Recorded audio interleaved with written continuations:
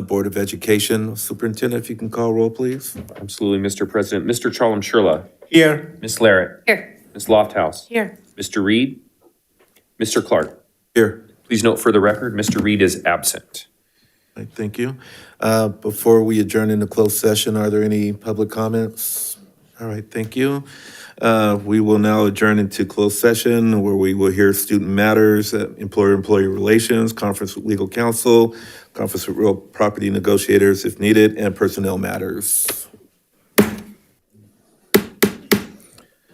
Good evening. It is Thursday, February 13th, and I'd like to call this meeting of the Folsom Cordova Unified School District Board of Education to order. Superintendent, could you call roll, please? Yes, sir. Ms. George. Here. Mr. Merrill. Here. Mr. Chalem-Shurla. Here. Ms. Larrett. Here. Ms. Lofthouse. Here. Mr. Reed. Mr. Clark. Here. Please note for the record that Mr. Reed is absent. All right, thank you. And we will start with our land acknowledgement. As the Folsom Cordova Unified School District, we acknowledge that our administrative facilities and schools occupied the unceded territory of the Nishinan and Miwok, the original people of the skies, lands, and waters where we work and learn. We also recognize the presence and ancestral stewardship of the Nishinan ancestral tribes and the Esto Natamuse and Nisim Pewanan to the north. And the Miwok ancestral tribes, the Amakumne, Consumne, Hopumne, and Makumne to the south along the Great Sacramento River systems since time immemorial. We understand that this land upon which our institutions are built was once flourishing with the natural resources and sustained by ancestral knowledge and practices of these indigenous communities. We acknowledge the injustices of colonialism and attempted genocide that have impacted these communities and recognize the resilience of their descendants who continue to thrive today. In our daily endeavors of teaching, learning, leadership, and community engagement, we commit to supporting, respecting, and honoring their culture, traditions, and life ways. We pledge to work together for the evolving vision of the Miwok and Nishinan, especially all future generations. All right, thank you, Board. And with that, Mr. Peter Maroon, would you be so kind as to lead us in the pledge? Please stand. Remain the Pledge of Allegiance. And begin. I pledge allegiance to the flag of the United States of America and to the republic for which it stands, one nation, under God, indivisible, with liberty and justice for all.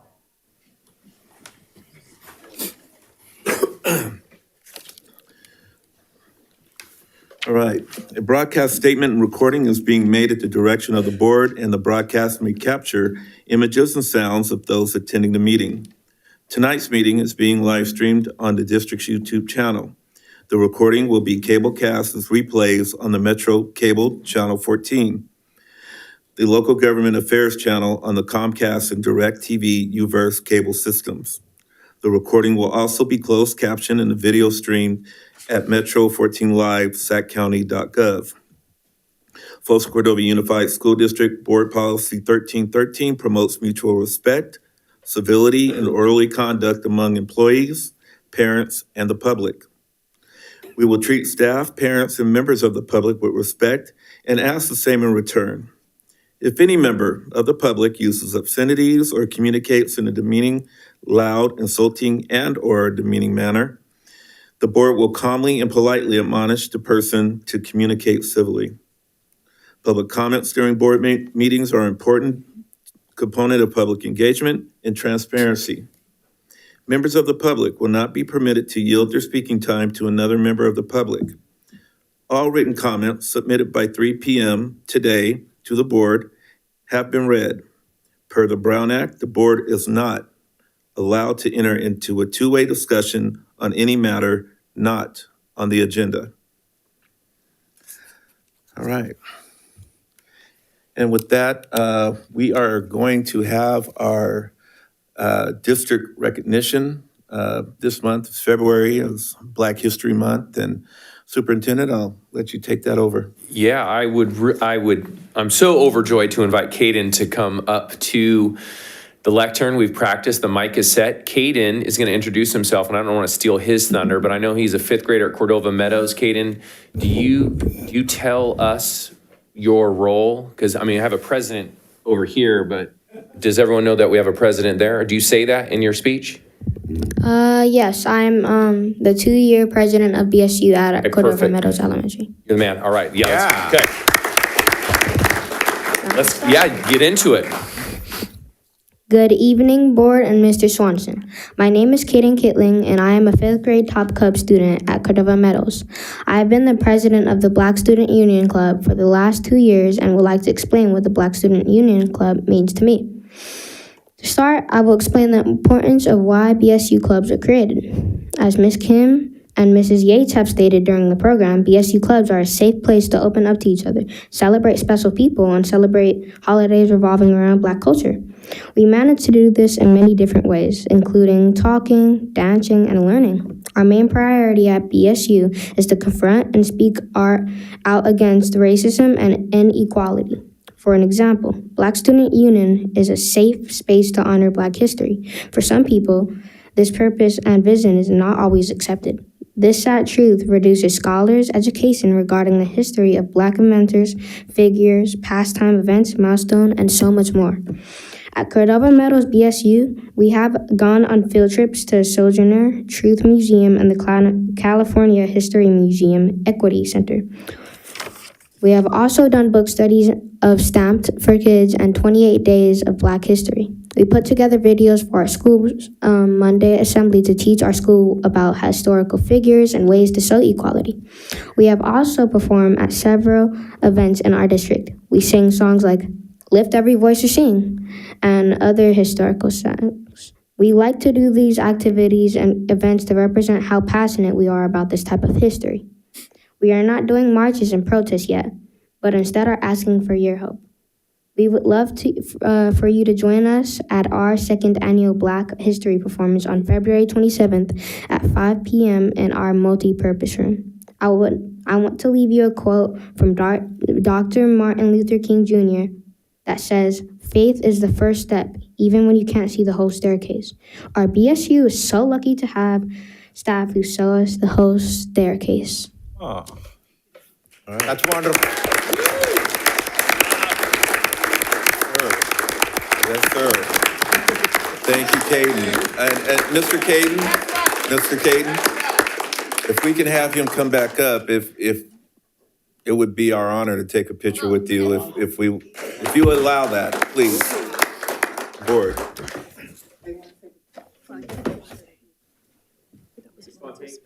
Come right there in the front. Thank you so much. I promise, I'm gonna leave time for parents to take pictures. Okay. No, but come right on up. I don't want you to think that I'm in your way. Thank you. Because I will be in your way, but I will get out of your way. No worries, no worries.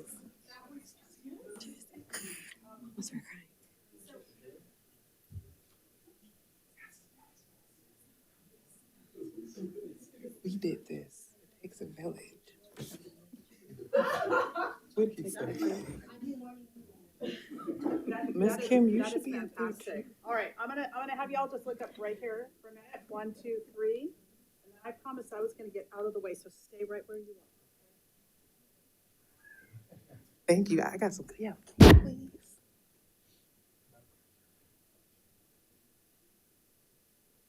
Thank you so much.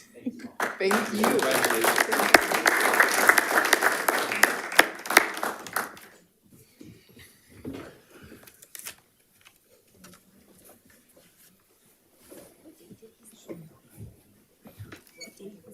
Yep, I wrote down 27.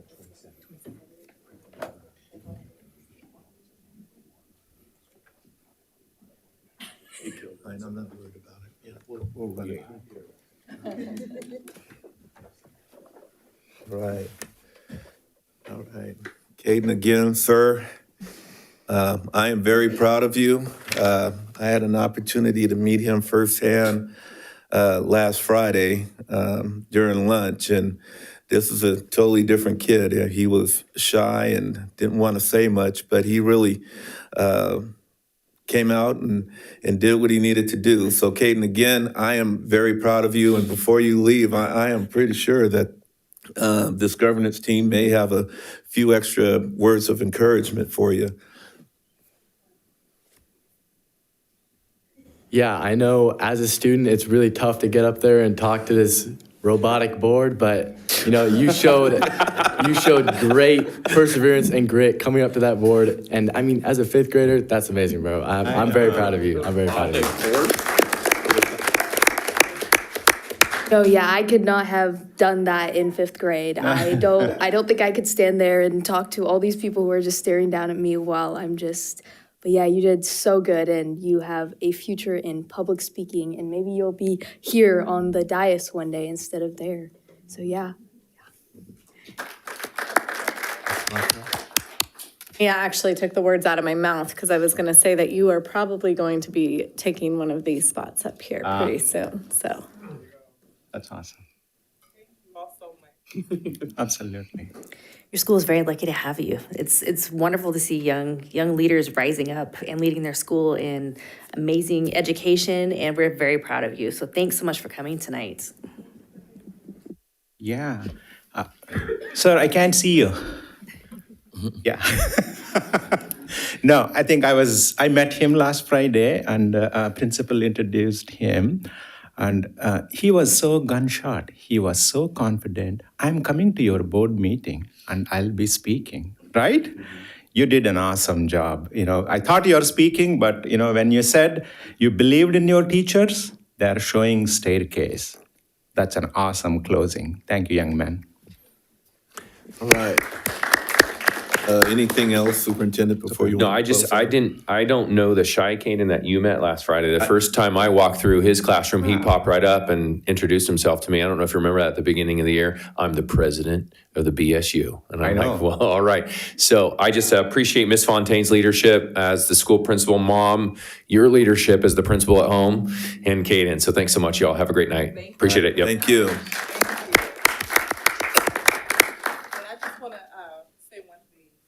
Obviously, it takes a village, so I definitely want to say I would not have been able to create this masterpiece without the help of all the teachers and the principal as well at Cordova. He's been there since first grade. So, yes, it definitely does take a village. Yeah. Thank you. All right, thank you.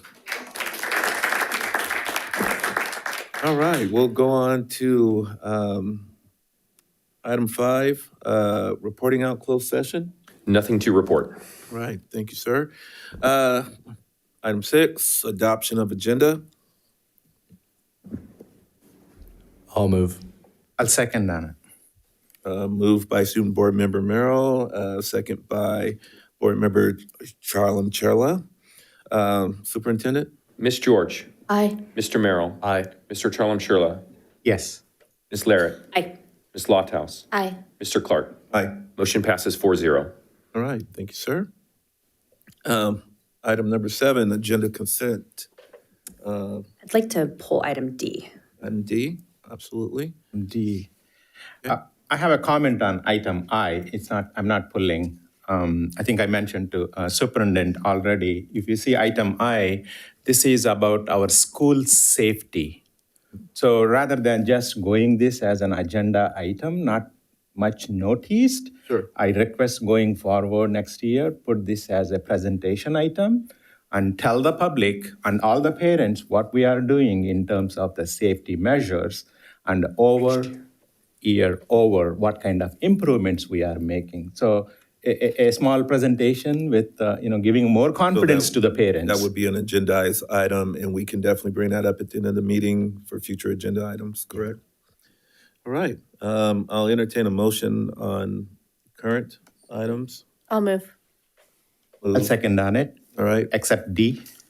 yes. Moved by Vice President Lofthouse, second by Board Member Charlam Cherla. Superintendent? Ms. George. Aye. Mr. Merrill. Aye. Mr. Charlam Shirla. Aye. Ms. Larrett. Aye. Ms. Lofthouse. Aye. Mr. Clark. Aye.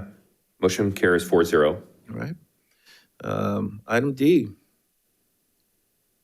Yeah, I just wanted to talk about this because it's such an exciting thing. So I just kind of wanted to bring it to the public's attention. So can we have any of our staff come talk to us Yeah, about these? yeah, I mean, Sean can chat a little bit about it. You can do it right from there, Mr. Martin. Thank you so much. Just answering a question.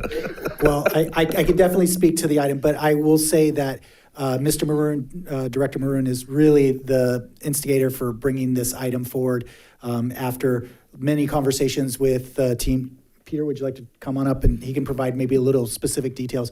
But in essence, we have had many years of conversations about our scoreboards throughout the district and trying to create some standardization of them, find a methodology so that we can afford to continue to replace them and upgrade them as new technology needs occur. And so Peter found an option that we are very excited for. So, Peter, Good you wanna evening, give a board little members, superintendent. This is going to be an opportunity for us to kind of transition from the analog world into a digital world, if you will, replacing our stadium scoreboards in all three of our comprehensive high schools, our gymnasium, high school gyms as well, the main gym and the auxiliary gym, and then also give a sense of pride to each of our high schools by providing them with a Hall of Fame display or touchscreen display case so that we can start to capture some of the history and add it to our schools to develop that pride within our students. There's three pieces to this puzzle, so to speak. One of them is replacing the scoreboards. The second piece of it, one of my concerns was we've got these beautiful digital display boards that we don't do anything with because we're not up and ready or up to par as far as utilizing them to their full extent. So the second piece of that is using a company called Scoreboard Media to advertise on those boards. Scoreboard Media works with national, local, state, and regional advertising. So allows us to have revenue stream coming back in to repay us, so to speak, for the purchase of the boards over a period of time. And it also has an opportunity for local teams, clubs, school organizations that would like to refer a mom and pop shop, for instance, to be advertised. So there's a referral process within that as well. So again, schools can make funding out of it, and then the district can recapture the cost of the total cost. And then the third component is a supplemental curriculum that the company will provide us with to utilize with our video display or video production labs in each of the three schools. So ScoreVision is the software that is used. ScoreVision is used by major NCAA colleges as well as NFL, major pro leagues all over. Our kids who get the chance to work with this software will have a leg up when they move on to the college ranks or to look for a job in those areas in marketing or in video display. So that they'll be able to use the software that is being used in the professional world. So those are the three components of it. That's what's so exciting about it. We're able to do this for all three of our high schools at the same time. That is awesome. Any questions from the board? I do have one. Yes. Cordova High, will it be in that same spot or are we going to move that? Well, scoreboard?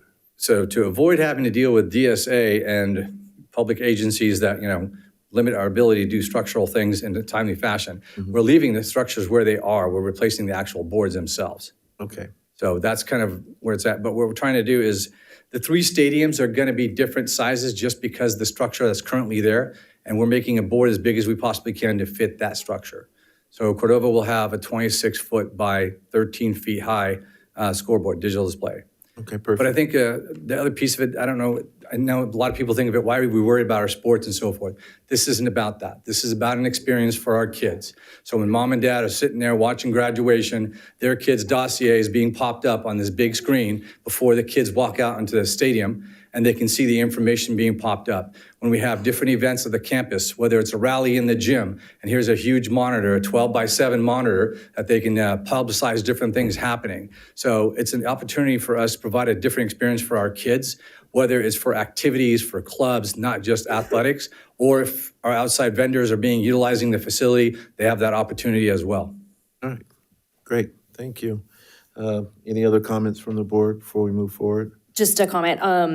Thank you so much. Super appreciate this. With one of our initiatives really being school culture, this just really, I think, fits into that initiative brilliantly.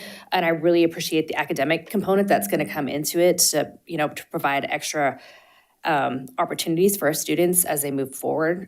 So this was kind of, I think, the sweet spot from where we kind of started with just replacing a board to what we've actually gotten as a final product, I think is amazing. And I really appreciate all the extra effort and work that the team you've put into this, because I know it's been kind of a labor of love. And you've been running around trying to look at scoreboards at other places and things like that. So I appreciate all the efforts on this. So thank you so much.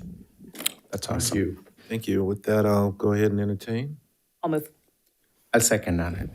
A move by Board Member Laird, second by Board Member Charla. Superintendent? Ms. George? Aye. Mr. Merrill? Aye. Mr. Charlam Churla? Aye. Ms. Larrett? Aye. Ms. Lofthouse? Aye. Mr. Clark? Aye. Motion carries 4-0. All right, thank you, Board, and thank you, Peter. Appreciate you. We have one introduction Yes, from that sir. consent. Let's go. Yeah, so I thank the board for, in the consent items, we accepted some personal action, and we would like to welcome Coach Mike Strubing to the microphone. Coach, come on up. If you want to bring the kiddos, you know, that's our brand. We are all about young folks. So you just got to stand there now while I talk about you a lot. How does that sound? Does that sound? I'm not a great speaker. Yeah, all right, Coach. So this is Coach Mike Strubing. Vista Del Lago is proud to welcome Coach back as the returning head football coach. Coach Strubing, who currently teaches physical education, originally joined Vista Del Lago in 2010 as a science teacher after completing his credential program at California State University, Sacramento. Stingers up. With a strong background in coaching, Coach Strubing previously served as the quarterbacks coach at Woodland High School and as the offensive coordinator at El Camino High School. In 2011, he was brought on as Vista's QB coach under Chris Jones, and by 2013, he stepped into the role of head football coach. Over his tenure from 2013 to 2021, he led the program to a 55-29 record, securing playoff appearances in 6 of 7 seasons. In 2021, Coach made the decision to step away from coaching to obviously focus on the young people that he has surrounding him. He and his wife, Stephanie, who's also here. Hi, Stephanie. Welcome. Thank you for sharing your husband with us for a lot moving forward, in the fall at least. A math teacher at Vista, are proud parents to 3 young children. Sienna, how are you? Blake, who's 5. Hey, big guy. And Cole.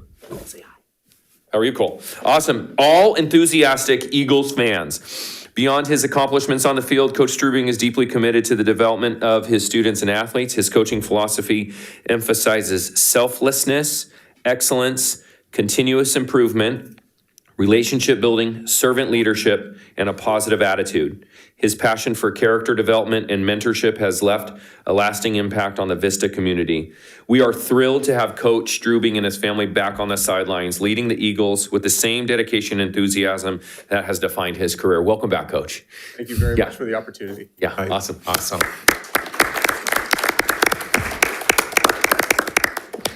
Thank you, Mr. President. All right, thank you, sir. Moving on, item 9. Put that up here. There's no, item 8, no special presentations. We'll go to item 9, public comment. I do understand that there are some public comments on one particular item. According to board bylaw 9323, I am going to limit that in person and online for 20 minutes. If it gets there, I don't know, looking at this, I don't know how many are online, but I'm looking at 4 right now. One particular one. And I think we're okay with the environmental impact. So with that being said, I will start off with a student, Georgia White.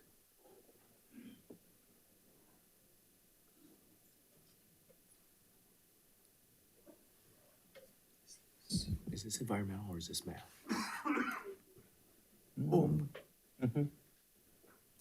Hi, my name is Georgia White. I'm from Cordova. Hi, BSU. I'm going to be saying a poem from Amanda Gorman called The Hills We Climb. When days come, we ask ourselves, where can we find light in this never-ending shade? The loss we carry, a sea we must wade. We brave the belly of the beast. We've learned the quiet isn't always peace, and the norms and notions of what just isn't always justice, and yet the dawn is ours. Before we knew it, somehow we do it. Somehow we've weathered and witnessed a nation that isn't broken but simply unfinished. We, the successors of a country and time where a skinny black girl descended from slaves and raised by a single mother can dream of becoming president, only to find herself reciting for one. And yes, we are far from polished, far from pristine, but that doesn't mean we are striving to form a union that is perfect. We are striving to form a union with purpose, to compose a country committed to all cultures, colors, and characters and conditions of a man. So we lift our gazes not to what stands between us, but what stands before us. We close the divide because we know to put our future first. We first put our differences aside. We lay down our arms so we can reach out our arms to one another. We seek harm to none and harmony for all. Let the globe, if nothing else, say this is true, that even as we grieved, we grew, even as we hurt, we hoped, that even as we tired, we tried, and that we'll forever be tied together. Not because we will never again know defeat, but because we will never again sow division. Scriptures tell us to envision that everyone shall sit under their own vine and fig tree, and no one shall make them afraid. If we live up to our own time, then victory won't lie in the blade, but in all of the bridges we've made. This is the promise to Glade. The hill we climb, if only we dare it, because being American is more than a pride we inherit. It is the past we step into and how we repair it. We've seen a forest that would shatter our nation rather than share it, that would destroy our country if it meant delaying democracy. And this effort very nearly succeeded, but while democracy can periodically be delayed, it can never be permanently defeated. In this truth, in this faith, we trust for a while we have our eyes on the future. History has its eye on us. This is the era of redemption we feared in its inception. We did not feel prepared to be their heirs of such a terrifying hour, but within it, we find the power to author a new chapter, to offer hope and laughter to ourselves. So while we once asked, how can we possibly prevail over catastrophe, now we assert how catastrophe possibly prevail over us. We will not march back to what was, but move to what shall be, a country that is bruised, but whole, benevolent, but bold, fierce, and fear. We will not be turned around or interrupted by intimidation because we know our inaction and inertia. We will be the inheritance of the next generation. Our blunders become their burden. But one thing is certain, if we merge mercy with might and might with right, then love becomes our legacy and changes our children's birthright.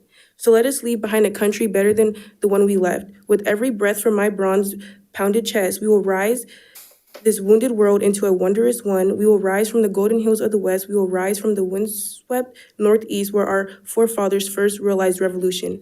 We will rise from lake-rimmed cities of Midwestern states. We will rise from the sun-baked south. We will rebuild, reconceal, and recover in every known nook of our nation, in every corner called our country, our people, diverse and beautiful. We will emerge battered and beautiful. When this day comes, we step out of the shade, unflamed and unafraid. The new dawn blooms as we free it, for there is always light if only we're brave enough to see it, if only we're brave enough to be it. Thank you. Happy Black History. Thank you. All right. I'm going to go with Donna Thompson.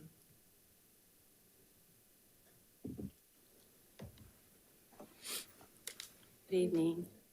And I want to thank you guys for all you do for our school district. I appreciate you guys and your time and efforts. My name is Donna Thompson, and my husband and I raised our 3 children here in Folsom. And I was at-home mom, did a lot of full-time volunteering, PTSA president at the high school, ran a safety awareness program at Mercy Folsom Hospital with fire department, ER docs and nurses, and where freshmen and sophomores went on a field trip too. And then also worked at Folsom High in the assistant principal's office as a support person because they asked me to. And then now I'm substitute teaching at Folsom High School. Just my teacher friends asked me, and I'm busier than I thought I would be, and I'm really enjoying substitute teaching. So what happened though, as I was substitute teaching last April, was I was substitute teaching in the girls' PE locker room, and I walk in, and there's a man in the teacher's office, and I didn't know what to do, but we got the kids dressed, and this man, I introduced myself. I'm respectful to anyone and everyone I meet, and he identified as a woman, and I respected that. I treated him like I would anyone else. And as I was talking to him across my desk, where our desks were facing each other, students would come in, and he started writing, and his head was down. He was peeking out of the corner of his eyes through the window at the girls. And this is last year, and there's a special needs student that completely undresses and didn't know what was going on. And there's other girls that were saying, oh, there's a man in the locker room. So what I did, and Howard Cadenhead is awesome, principal there. He took action and had women vice principals come in and monitor the situation. And since then, I have reached out to the school district, and of course, Howard assured me that this person would not be in the PE locker room in the future. So lots of great position, lots of classrooms this person could be in, and lots of other classroom opportunities where students are not in the state of undress. So, and the district has been very polite and saying that they're working on the situation.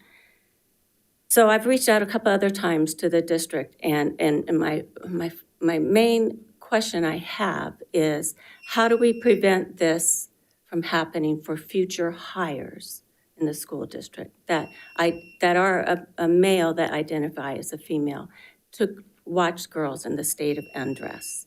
So I'm waiting to hear from the school district what protocols have been set, and I haven't gotten an answer. So I'm asking the school board to work with the school district to come up with some kind of resolution so that these girls have their privacy in the state of undress in the PE locker room at the high school, at any of our schools in our school district. So again, I want to just clarify, I don't think these girls should feel like they have to be conditioned to get used to this. They count too. So I appreciate your time, and I know you guys will work well together, and I'd love to hear what the outcome is. I know this was a very, very delicate subject, and I appreciate that. Thank you. Right. Very Thank much. you. All right. Trying to lump everything together here. Faith Smith.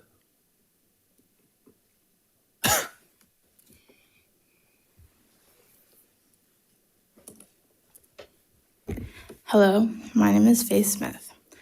I want to start off by saying congrats to President Clark and Board Member Chalamchela.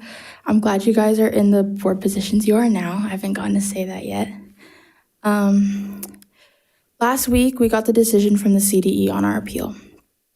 They stated that Gal Williams did retaliate against me, not once, but multiple times. So it can no longer be debated on whether or not she retaliated against me, since Principal Cadenhead said she didn't, Dr. Huber said she didn't, and Dr. Ogden said she didn't. You can no longer suppress the truth that she did retaliate and create a hostile learning environment for me. So now that the CDE has made their ruling, will this district continue to allow a teacher to act like this and support acts like this? Schools are supposed to be for the students, not against the students. Last Saturday, Sac State hosted the Tea Garden Jazz Festival, which is put on by the Sacramento Jazz Education Foundation and the Director of Jazz Studies at Sac State, Steve Roach. I played jazz violin in a combo put together by Harley White, which is sponsored by the Sojourner Truth African Heritage Museum.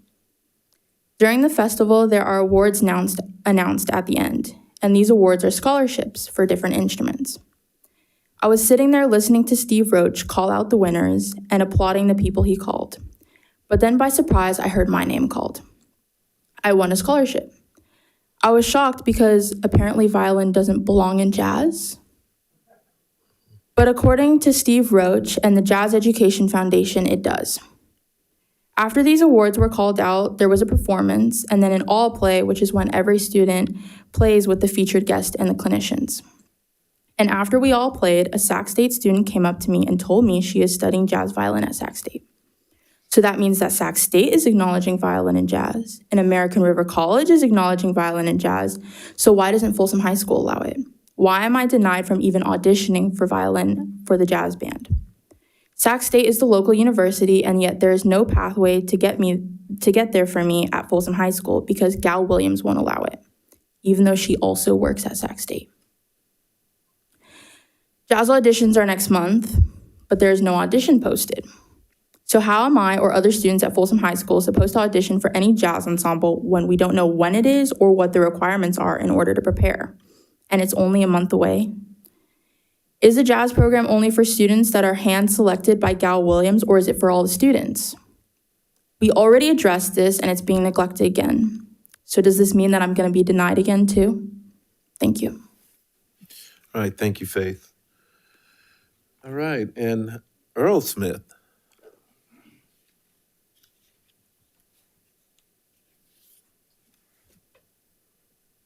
Good evening, board. President Clark. And welcome, YK. I'm sorry I can't say your last name. I'm dyslexic. I'm embracing that fact that I am a disabled person. I sent you all an email with the ruling. It's only one ruling from August of 2023 to February 8th, 2024. There's the issues that came about after that day I'm still currently addressing.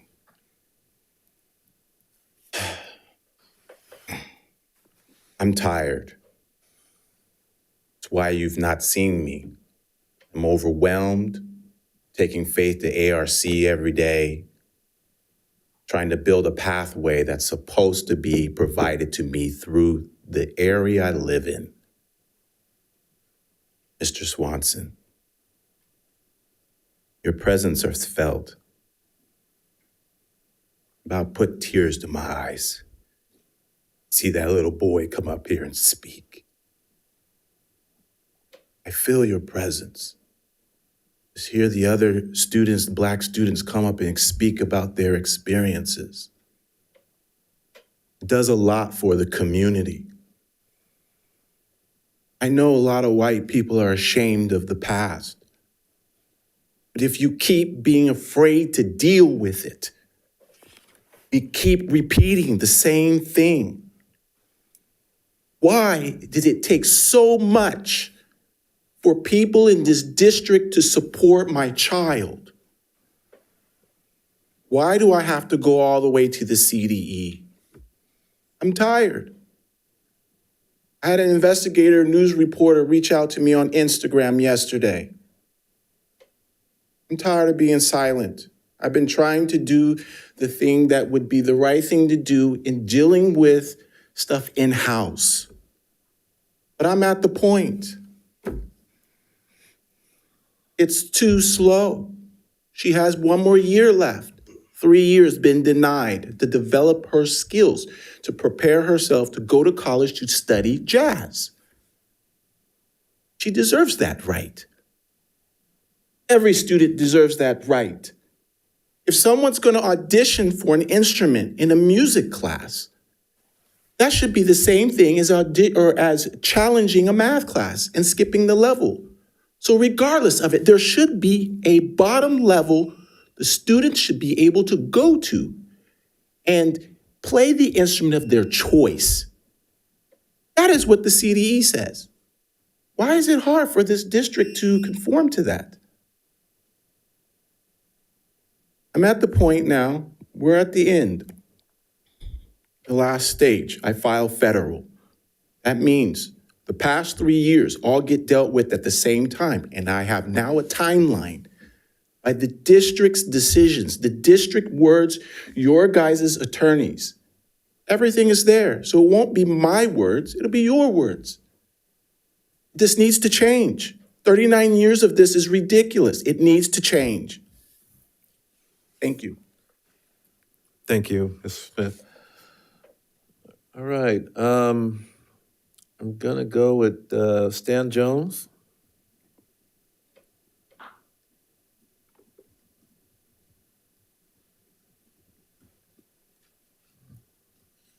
Stan Jones, Rancho Cordova, and the reason school districts exist is what happens in the classroom. So that's been my focus and my interest. I went through college and grad school to get a teaching credential. I completed all the coursework, and I did student teaching in 8th grade math. So 8th grade is kind of the end of a journey, and some of the kids struggle more than others. And so at the last board meeting, you voted to accept the SARCs for the year. You do that every February, and you did it last time. I have here scores from 2 different schools, Mills and Folsom Middle, and that's just picking 2 because I have a connection with a school. And what the difference is there, each of you I've heard at a different time in the last couple of years. You have an interest in talking about Rancho Cordova academic achievement, and although if the state average for math is 30% for middle school meeting achievement, and we're meeting 30%, I don't think we should find that necessarily acceptable. We should still be asking questions about why not 35, why not 40. Now, some of the reason, so I'm asking you if you can consider putting it as an agenda item sometime to talk about student achievement. And one of the things was that one of you mentioned that you were interested in discussing it, but there's a confidential nature associated with discussing actual real humans, real teachers, real students, and so forth. And so I wrote back and I said, offered the suggestion, consider it a closed session item to discuss, so that you could bring whoever has information so that you could consider that. And one of the reasons to also consider it is that staff development is something the board considers through its ongoing processes. And I think that staff development is, when I did my student teaching, I knew in middle school, I was in an upper successful junior high in my own 8th grade. Then I became an 8th grade teacher, and I realized I was in an inner city school where a third of the kids weren't there on any given day. And I'll quit, but just to say that my experience in life didn't match my experience in my teaching experience. And so I realized right from the beginning, I needed more help. And I think our teachers deserve being thought about in finding ways to find places. Perhaps I thought, maybe there's a school district out there in Southern California or even closer by who have good ideas and success. We see some of that on the internet with people. Maybe some of that we can use to draw upon, or merely the ideas of Folsom to Rancho Cordova. So I just ask that be considered as a discussion item at some point in your planning for our teachers to help our kids. Thank you. Thank you, Mr. Jones. All right. Comment. All right, so we will go with Yanni Chin.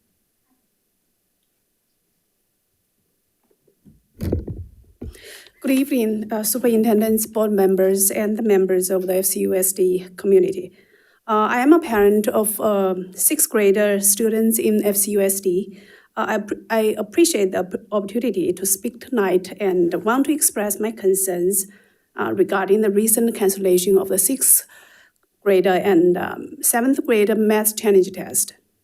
We respectively request that this decision to be reconsidered. So here are some concerns. First, this will impact on students' growth and motivation.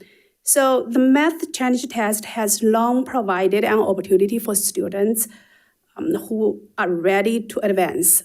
However, by removing this policy, kids are put on an artificial ceiling.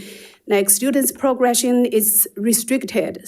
For example, 7th graders is capped at IM1 and 8th graders is capped at IM2. However, we have seen firsthand cases, many cases, that students who previously took IM3 in 8th grade, including my own daughter, and went on to thrive in all the math courses in high school, including pre-calcs and calculus. So this demonstrates that the previous accelerated pathway was not only viable, but also highly effective in providing a strong foundation to prepare students for future success. So eliminating this pathway discourages students eager to take on advanced coursework and limits their academic potential. Second concern, lack of transparency and inconsistent of policy implementation. At the start of the school year, 6th graders in Course 2 honors took some placement tests. Yet the purpose of those tests and the next steps for the high-scoring students were not clear. Many families were told that a challenge test at the end of the 6th grade would allow for an advancement to IM2. So relying on this understanding, and given that the school has already started for 3 weeks already, some families chose not to request early transfer to IM1 to avoid disruption to their children's schedules. They trusted that the challenge test would provide a fair opportunity for students to progress. This sudden cancellation of such challenge tests has now upended those carefully considered decisions, leaving students and families feeling frustrated and misled. The third concern is lack of stakeholder input and erosion of trust. For weeks, parents have reached out to the district for clarification and requested a stakeholder meeting, yet these requests were not acknowledged. Major policy decisions should involve inputs from families and students to ensure they reflect students' best interests. When significant decisions like this are made without input from key stakeholders, the trust in the district policy process is weakened. So here is our request. First, reinstate the math challenge test for the 6th graders and 7th graders. So students who are ready should have a fair opportunity to accelerate. Have you 30 seconds, please. Yeah. Second, improve transparency and stakeholder involvement. Future policy changes should involve parents, students, so before the final decisions are made, so make sure the final decisions meet the best interest for the whole community. Thank you, and please advise the next step before this meeting ends. Thank you very much. All right, thank you. I will reiterate that the law allows the public to address the board in any matter that is not on the agenda, but the law prohibits any action taken by the board on non-agenda items. So I just want to make that clear that there will not be a decision made today, but we are eager to hear your comments. With that being said, we'll go on to Sarah. I don't have a last name.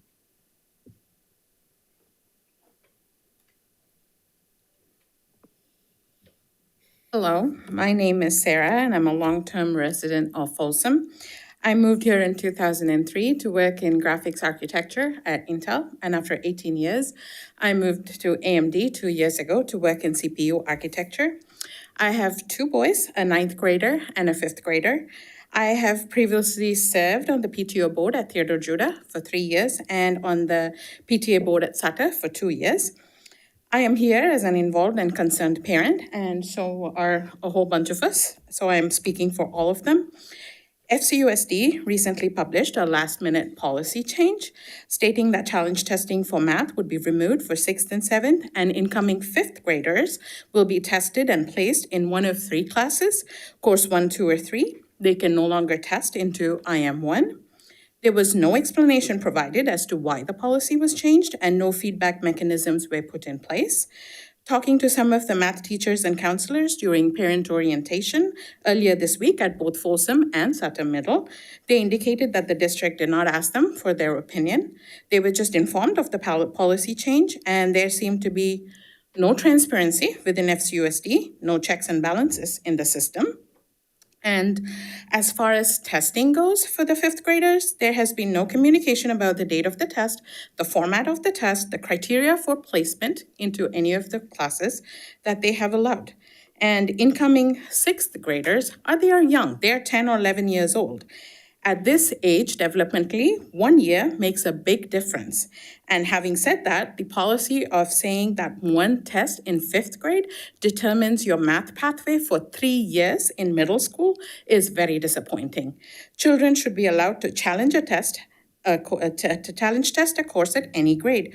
We need to encourage a younger generation to take more risks, push harder, and this policy is going to hold back our strongest performers. My ninth grader did IM1 in sixth grade, similar to her daughter, and is in AP Pre-Calc now and is thriving in ninth grade. The opportunities available to him, not just with math pathways, but also with Spanish, are no longer available for my younger child. It's just such a stark difference in just 4 years. We need to progress and step forward as a school district and not be stuck in reverse. FCUSD is clearly failing our high-performing kids.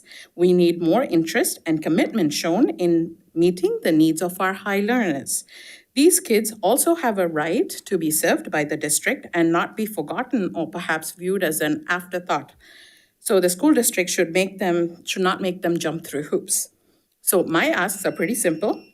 More transparency, please publish policy at the beginning of the school year and also reveal stats on how many kids take a test and pass and get placed in advanced classes, and reinstate challenge testing at 6th and 7th grade. So, in conclusion, food for thought. In 2023, China filed 1,642,507 patent applications compared to 518,364 in the United States. Where will we be 20 years from now? That's in your hands. Thank you for your time. All right.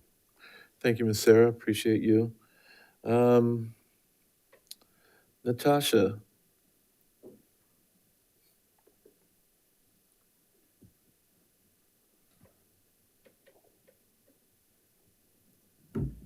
Good evening, members of the board. My name is Natasha. I am a long-term resident of Folsom for about 17 years now. I am a director of customer success at an insurance technology firm and have been pretty successful in my work. My kids, my older son is in 7th grade in Sutter Middle, and my daughter is in 5th grade in Empire Oaks Elementary School.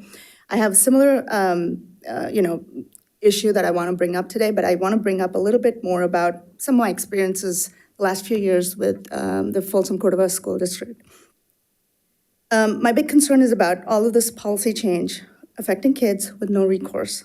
I'm very disappointed and upset with how FCUSD has been chipping away at advanced and honors classes the last few years. For those who don't have the background, I want to lay it out for you.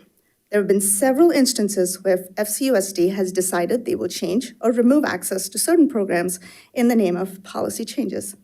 For instance, 5 or 6 years ago, it was determined to stop offering the academy programs at Theodore Judah when my son was in 1st grade. After it was announced, the school and district received sufficient backlash from parents and families, and at that point, it was decided not to gut those programs. A couple years ago, the district decided to stop offering Spanish classes in 6th grade, stating that we didn't have enough teaching staff, even though they had 2 teachers that they found later. Now, historically, Sutter's always had 2 Spanish teachers, but after that, 6th grade no longer gets Spanish classes anymore. They have to wait until 7th grade to get their classes. Last year, my son tested for the IM1 test right after school, started to challenge the test. 24 hours before the test, they changed the rules of, the passing grade. So typically, the passing grade is 80%. 24 hours before the test, the kids were told the passing grade is going to be 95% out of a test that had 10 problems. Now, imagine my child's plight, who's a very high-scoring, very high-achieving math kid, and this is not against any other child that does or does not perform. But my child came back home saying, Mom, I'm never going to pass this test. This is very hard to hear as a parent who is being demotivated by a teacher in class because she doesn't have enough room or does not have enough resources to help these kids. The last straw was when last week parents received that email stating that effective spring 2025, there will no longer be honors classes for math in middle school for incoming sixth graders, and no more access to challenge math courses to be placed into the next advanced classes. I believe scrapping these opportunities is a big mistake. This will have impacts on the district, the city, and students. Why do families try to move to Folsom? They do that for many reasons, the most important being access to strong academic programs. Take that away, and you will no longer have people flocking to Folsom to buy all the new homes that we're building out here. I know at least 2 Folsom families that have decided to move to El Dorado Hills and Granite Bay because the schools there are providing those opportunities that Folsom is not able to provide. In a state like California, where academic excellence is always celebrated, I would hate for us to take this away from kids. The district would never take away sports programs from high-achieving athletes. Then why do that for academic students? I would urge the board to please review this policy and expand these opportunities as opposed to taking it away. Thank you very much. All right, thank you. Okay, that ends our in-person public comments. We do have 4. Number 4, oh, Amira, I am so sorry. Amira, and please forgive me if I try to pronounce this last name, it would not fare well.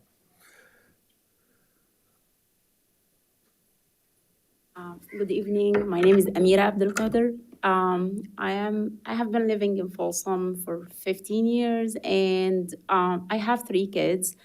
2 of them graduated from Vista del Lago High School and studying at UC Berkeley, and the third one, 5th grade. And we just heard that the math challenge test model is changed. I am not going to repeat what the parents said. I agree with all what they said.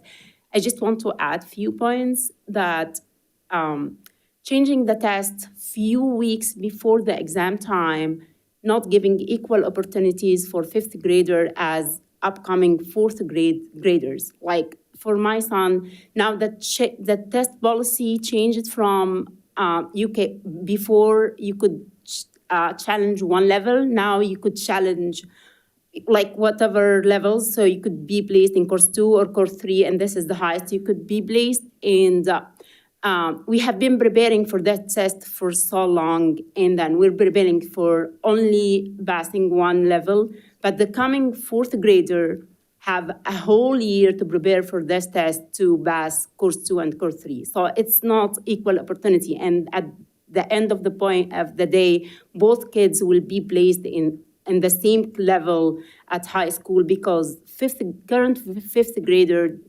didn't take equal opportunity as the 4th grader. If we could have learned about the change earlier, we could have the choice to apply for other school district like Churchill. The registration ended in October.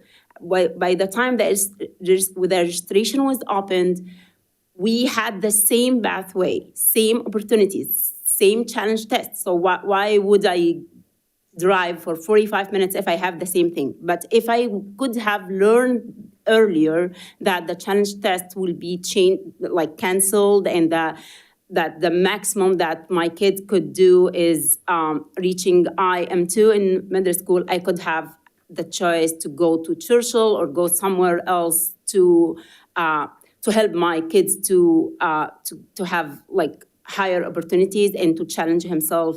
And as study shows that at this early age, at any age, if you challenge your brain, that will help it to grow faster. And also, if these kids get bored, they are like, if the kids are capable to do it, and if they get bored, we'll see them like if if your challenge is too high or you're bored, your attitude or your achievement will not be the best you want. Thank you so much for giving me the opportunity to talk, and I appreciate reconsidering canceling the challenge test. Thank you so much. All right, thank you, Amira. Okay, now it is safe to go to online public comments, so there is none. All right, well, thank you. We will move on to item 10, report of district organizations. All right.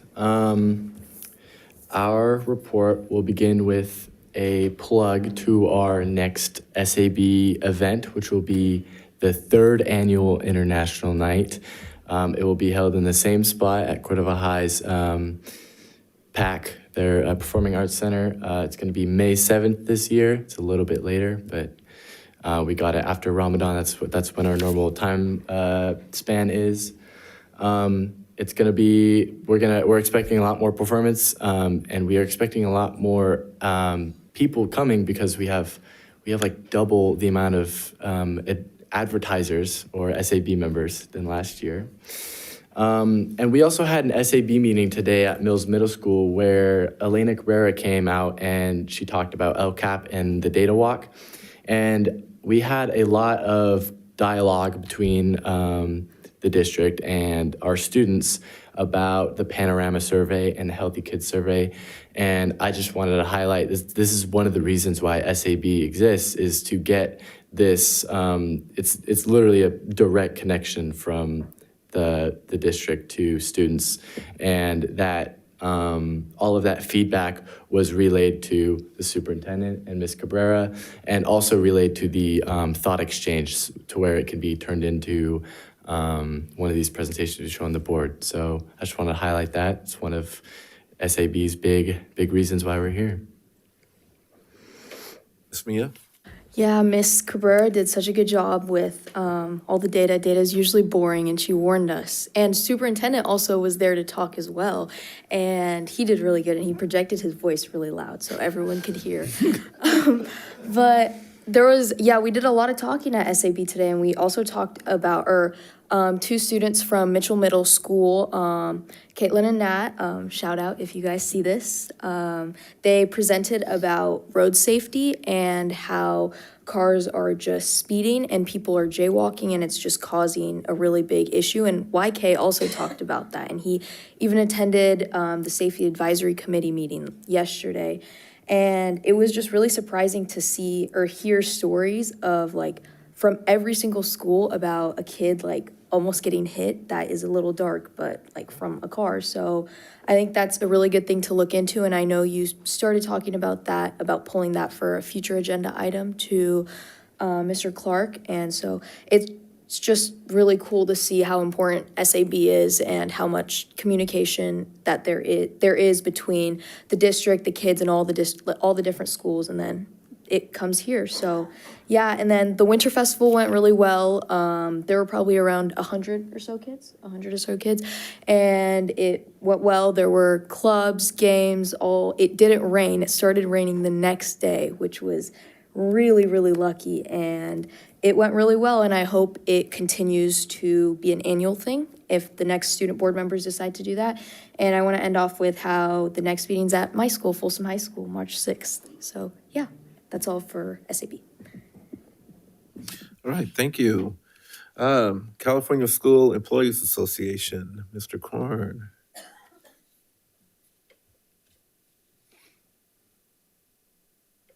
Good evening, board members, Superintendent Swanson. It's been a busy couple of weeks for CSEA and HR department negotiating team. We've met a couple of times.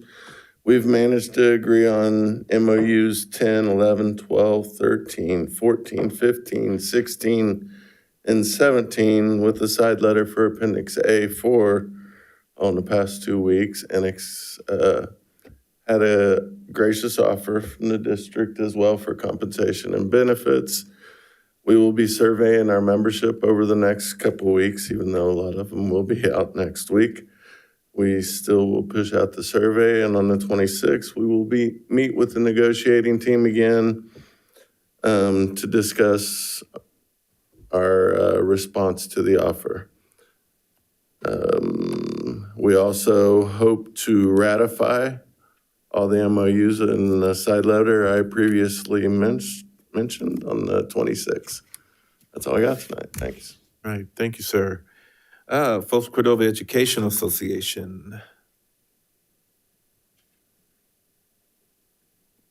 President Sansenbach was unavailable tonight, but she left a speech. So I will be reading Jeanette's speech to you tonight. Good evening, Board, Folsom, FCUSD, Administration, Certificate, and Classified staff, and those who are online with who joined us tonight. The last time FCEA gave a report was January 9th. The message was filled with positivity and hope for the new year. Some of that hope remains, and some has lost its shine. So for the continued hope, FCEA and FCUSD have continued in collaboration with each other in many areas. With much discussion around the table, we have finally signed 2 MOUs. One of them pertains to minimum days at all sites. This MOU has given equity to all sites, no matter the location or grade level site. The other one addresses the issue of teachers doing extra work for teachers who are out on leave for an extended amount of time. Also, we are closer to adjusting the elementary chair stipend that reflects a revised job description that is based on responsibilities as well as days of work. We continue to work collaboratively to develop a new evaluations process, which we plan to pilot next year. FCEA has also seen movement in the C&I department, starting with the new middle school math offerings for incoming 5th graders. This alignment will help facilitate the transition into high school math programs, again, no matter what site you attend. Lastly, thank you to this board for the direction to staff to find $3 million in savings for the 25-26 budget to be repurposed to support future increases in compensation. The same employees that come to work every day and put their efforts into making our students the best learners they can be. When making these huge decisions, we all need to keep in mind that the cuts need to stay as far away as possible from the classrooms. Certificated staff cannot do our work educating our students without the assistance and support from the classified staff at school sites. Whether you're an IA, custodian, or classroom teacher, all of our roles are essential for our students to succeed. As I just hinted at, the loss of shine. Last week, the FCUSD bargaining team presented their offer to FCEA. The bargaining team recognizes the district's good faith effort in preparing the offer, but we have concerns, particularly with compensation and benefits. Also, for FCEA to make a decision this early in the process leaves too many unknowns on the table. For example, future medical increases, settlement of other comparable districts, and upcoming inflation rates. As president, I cannot accept an offer that nets our membership with a decrease in salary overall or that does not keep up with rising costs. As we work through this process, we need to continue with the collaboration on several initiatives and not lose our focus of what we are all here for, the students. To be a highly sought-after district, we need highly motivated staff to support and educate our students. All right, thank you, Tracy, appreciate you. Folsom Cordova Leadership Association. Good evening. Good evening, Superintendent Swanson, Board Member Clark, and members of the board. Tonight's report will focus on a few things. February is National Black History Month, and school sites are remembering and paying tribute through a variety of ways. Some of these ways include unique library displays, literature studies, advisory lessons honoring the important contributions African Americans have made to our country and to our culture. This week is also Kindness Week. So if you're at elementary sites, you definitely know that it's Kindness Week. School sites and departments have celebrated through spirit dress-up days, lunchtime activities, and fun kindness activities. So it's been great. We are all trying to do our part in making learning communities kind and caring spaces. And last, I'd like to share like a Beyond the Bell moment. Beyond the Bell is exactly what it sees, someone who goes above and beyond to either make a connection or to ensure students have everything they need. Cece Jones, Director of Transportation, goes beyond the bell daily. She leads by example and is willing to jump up and do the work that she asked her team to do, which is awesome. In which she regularly is driving school bus routes when they are in need of bus drivers and when there is a staffing challenge. Thank you, Cece, for going above and beyond to make sure our students are at school learning. So thank you so much. All right, thank you, Mr. Pearson. All right, District English Learner Advisory Committee. Good evening. I'm Elena Cabrera, Director of Categorical Programs and Grants. Hello, President Clark, board members, Superintendent Swanson, and my esteemed colleagues. I have a brief report for DLAC. A couple of things we did meet this week. They had a specific data walk where they were able to engage with the data and have some discussion, especially looking at the performance of English learners. There was some definite conversations around the support for LTELs that's needed, or long-term English learners. And then there was additional conversations around the ongoing efforts to increase our graduation rate, especially as it comes to college and career readiness and A through G access for English learners. Our next meeting for DLAC is March 13th. And it's at 5 o'clock at Cordova Lane Center on a Tuesday. I do want to announce that we have an additional parent summit added to this year. It will be on March 1st. Thank you, Mr. Kanan Peterson. It'll be at Mangini Ranch. And so you should have a flyer that looks like this in front of you. So we're looking forward to having that additional parent summit that will be also a focus on the data walk. And lastly, I want to announce that we are having our celebration or recognition of our RFEP, or Reclassified English Proficient Students, and our Seal of Biliteracy. As you recall, if you attended last year, some of us, we had a room full of folks. It'll be a busy and exciting time to recognize those achievements from our students on their journey to becoming emerging bilinguals and celebrating their success. And that's our report for today. Thank you. All right, thank you. All right, we will move on to item 11, discussion action. We will look at adopt resolution 021325-23, environmental impact. Superintendent? Yeah, so this board was introduced to a few young people who I think are here tonight to talk a little bit about our, I would say, obligation and responsibility as a school district in ensuring that we're making decisions as members of the governance team that takes into consideration the environment and the health of our environment. And so I know Peter Maroon worked with the SAB as well as Addie, who I see you back there, Addie, and to develop the resolution that you have in front of you for consideration today. I will say upon, just as a related but an aside, upon the challenge of that group of really amazing advocates, our own trustee Larrett bought us all cool water bottles. So team, can you just show that we all have water bottles? So we're not using single-use plastics anymore from the dais. So thank you, Trustee Larrett, for your generosity. So they have our emblem and our names, just so we don't mix them up. So it's just a really small token to say that we heard you. You know, I would say on my own, it's probably not my time to talk, but I just would say that there's no perfect climate activist, right? But we can all do little things each day. So appreciate that. So that's what you're considering today as a discussion action item. Right, thank you, Superintendent. Any questions from the board? I don't have a question, but I have a comment about it. This resolution has been vetted by Mr. Maroon and students, me, Mia, Addie, Fate in the back. We've had multiple meetings about this resolution, and I can guarantee you that this is something that the students want. Obviously, things pertaining to the climate and the future of our students, whether they're in the district or not, like as they graduate. This is something that is student-oriented, and this is something that the students are, I'm glad that the students are the ones pushing it forward because it's for them. And that's why I urge all of you to vote yes. I will be voting to approve this resolution tonight.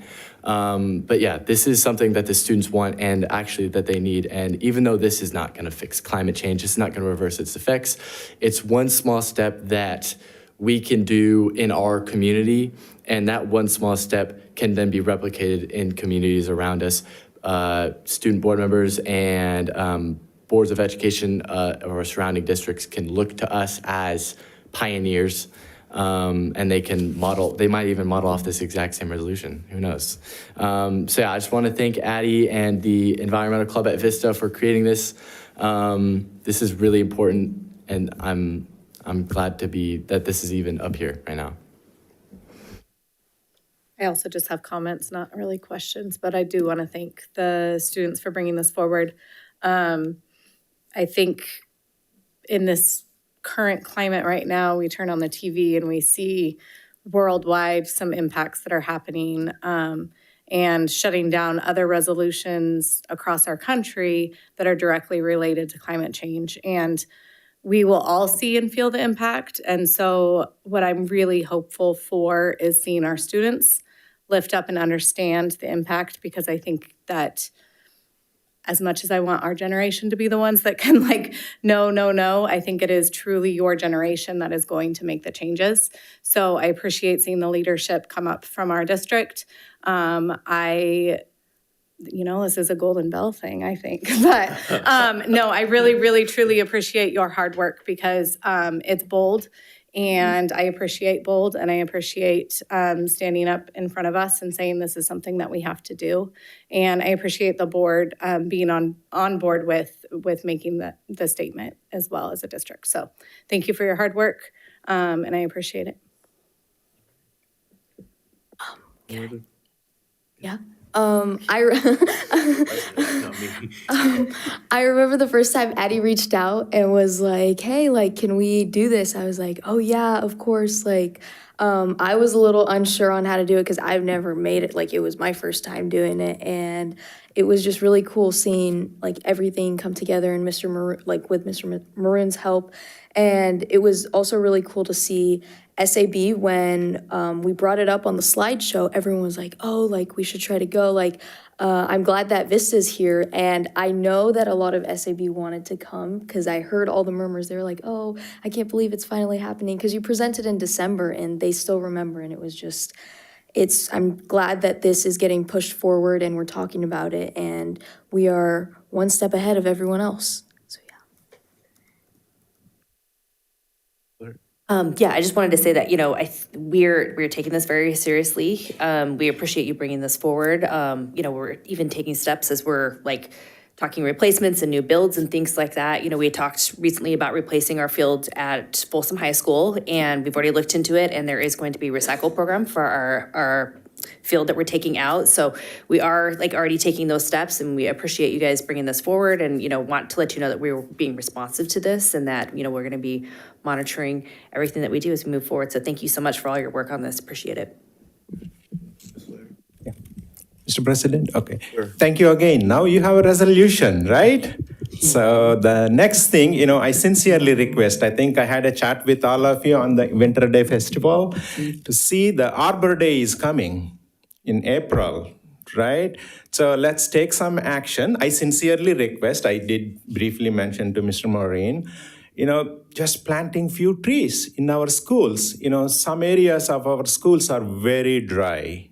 When we hit the 110 degrees temperature, the classroom, teachers knows, and you all know that one. And this is the perfect time. I'll be one of your first volunteer. How about that? You can take my name as a first volunteer, and we can collaborate with the city, both sides, Ranch Cordova and Folsom, and the Sacramento Tree Foundation, where we have a very strong relationship. So let's do in this winter season by the Arbor Day, planting few trees in identifying 1 or 2 schools through MAT. Okay, let's take that next challenge beyond this resolution. Are we good? Thank you again. Thank you. Right, thank you.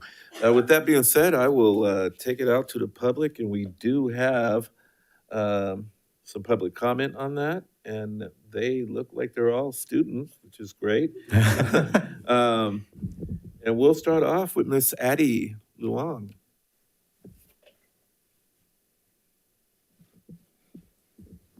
First of all, I noticed the water bottles when I came in, and I was like, oh my gosh, they have the logo on them, and they're like the trendy Awala ones. I was like, okay, this is cool. Because like YK was telling me about them, I didn't realize they were all like branded and everything. That's so cool. Anyways, good evening. My name's Addie, and I'm the president of the Environmental Impact Club at Vista Del Lago High School. Thank you very much for inviting my coalition back to present. And it's been such an empowering experience getting to present to all of you and also working with Mr. Maroon and Student Advisory Board to curate a more cohesive call to action in our climate action and adaptation resolution.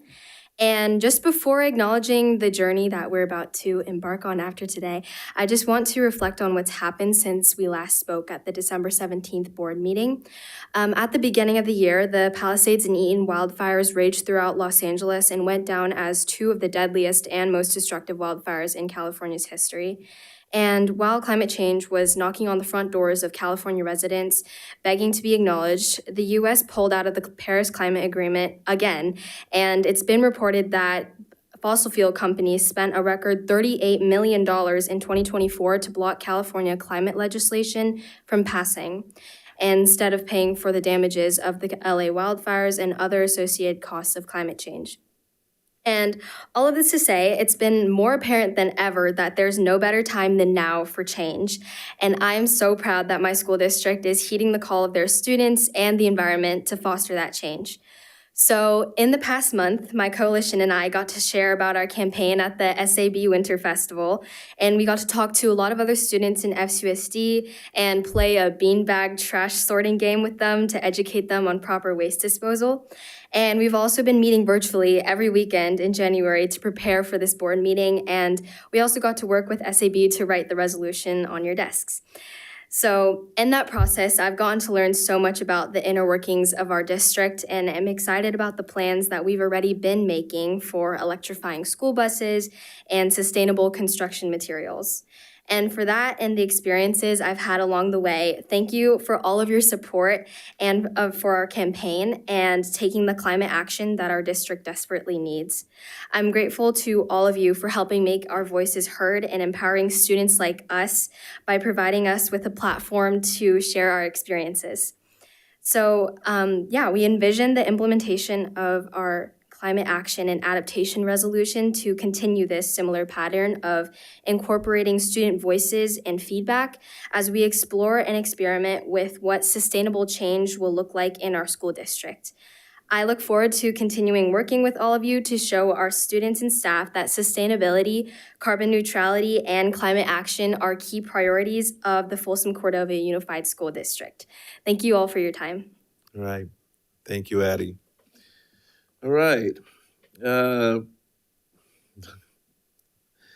Priya Darshanini.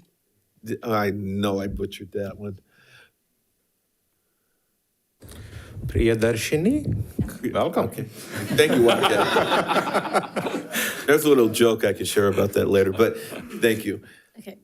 I'm Priyadarshini Mohan from Vista Del Lago High School, a sophomore, aka Priya is fine. Yeah. And I want to thank the board members for looking into the resolution and wanting to help make this vision a reality. Thank you so much, Mr. Swanson, Mr. Chalamcherla, Ms. Larette, Mr. Clark, Ms. Lofthouse, and Ms. George, and Mr. Merrill. Even just allowing us to present our resolution to a board meeting has sprouted positive awareness about this urgent matter and cause. Thank you for giving the positive comments you all gave last board meeting. It really shows how much you guys care about our planet and how much you guys are willing to help us. And thank you for inviting us back. This issue is a real world crisis happening every day. And whatever we do right now will impact our futures. So I wanted to take a minute to appreciate the people helping out with this campaign. I also want to give thanks to the people that are involved in it, or even just people that are spreading information about our resolution. Thank you to the club. All members have been with us since day one. And thank you to our teacher that lets us conduct meetings about this topic in our classroom. So far, this has been a great journey to work with amazing people with the same goals of making our district more sustainable for not only us, but our future generations to come. I cannot wait to see what the future of having a subcommittee will have in store for us. This small step will bring forth and change and even inspire others to do the same. I also want to thank the audience for listening to our campaign and the people that are not even here with us and in this meeting that have helped in any way possible or showed any remote interest in this cause. I have a message for everyone before I go. It is time to turn up the heat on climate action, not the planet. And everyone interested in this campaign has been doing everything they can to help this change. Thank you everyone once again and have a great evening. All right, thank you, Priya. Ajax.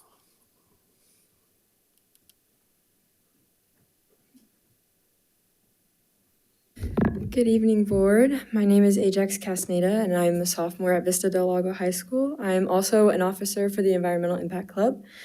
I would like to thank you all for having us back here again and for even considering and also listening to our concerns.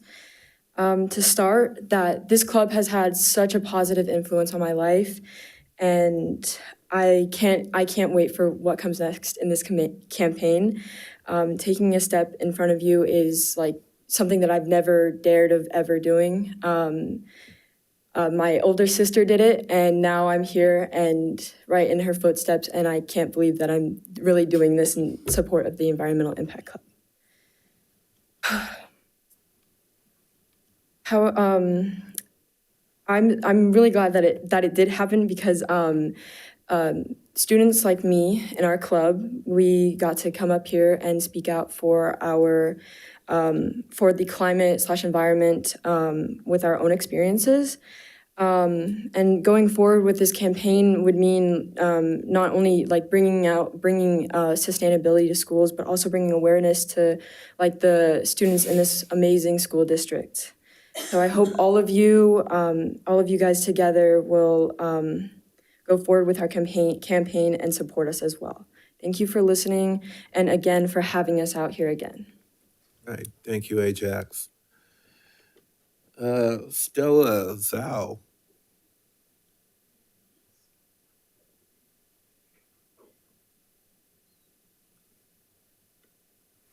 Hello, board. My name is Stella. I'm a freshman at Vista Del Lago. I'm the treasurer of the Environmental Impact Club.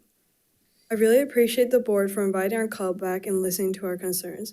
The chance to come up and know that my voice and opinion will be heard is an opportunity that I'm really grateful for. We look forward to collaborating with the district, especially by reinforcing the urgent importance of sustainability to FCUSD students and our communities. Thank you for your time. All right, thank you so much. Are there any online public comments? All right, we'll bring it back to the board for any final comments. I have one final comment because I forgot to make it last time. And this is to Mr. Maroon. And I'm going to call him Mr. Maroon because he was my teacher in middle school. And Mr. Swanson was telling me all about what Mr. Maroon was doing with the Environmental Impact Club. And I was like, oh my gosh, this is just like old times. And he showed some pictures, apparently, also from old times, of doing very similar things when he was my student council teacher in middle school. So thank you, Mr. Maroon, for your help with the kids. And I actually, when he was saying it, I was like, oh, I could like see the joy of Mr. Maroon working with the kids on this. And so I didn't actually see it, but I just through hearing the stories, I knew that it did bring you probably a lot of joy to be working with them through this. So thank you for your help and support with them as well. All right, thank you, Ms. Lofthouse. Peter, do you have any pictures of Ms. Lofthouse back in the day? Yeah, absolutely, I can use those. I just want to say I appreciate your advocacy. This is very serious with climate change, and you know, that's part of our social justice, environmental impact. And I just, you know, appreciate you guys coming out and making this happen, doing that presentation back in December and, you know, prompting board member Laird to make sure that we're, you know, we have our water bottles and, you know, we're doing our part as a board. And it would be my honor and Ms. Laird's honor to sign off on this resolution tonight. And just to say that we're proud of you. Now, with that being said, before you leave, if you would do us the honor of taking a picture with the board, and hopefully, Angela, you can put something in our newsletter about that, about our amazing students. I would greatly appreciate it if you guys could do that. Yep.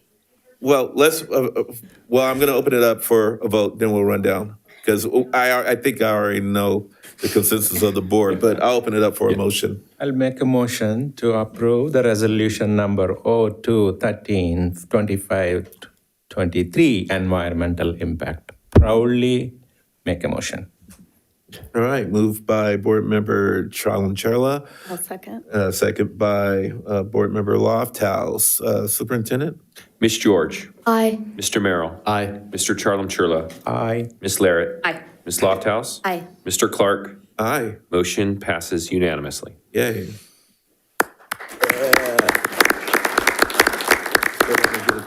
Quick photo. You want to bring your bottles?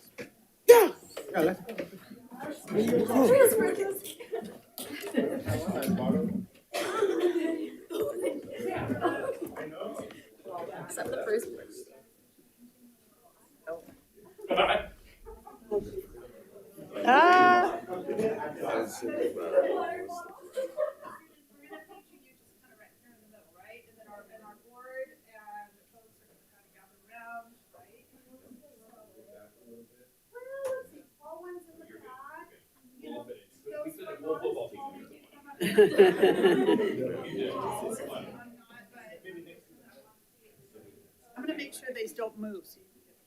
Right, right? Uh-huh, okay. Okay, hold on. The water bottles. All right, yeah, everybody look here. Oh, that's fantastic. Okay, stay right where you are so your folks can get pictures.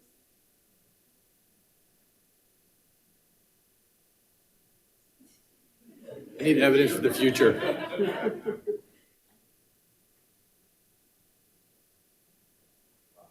Great. Good work. Yeah, great job.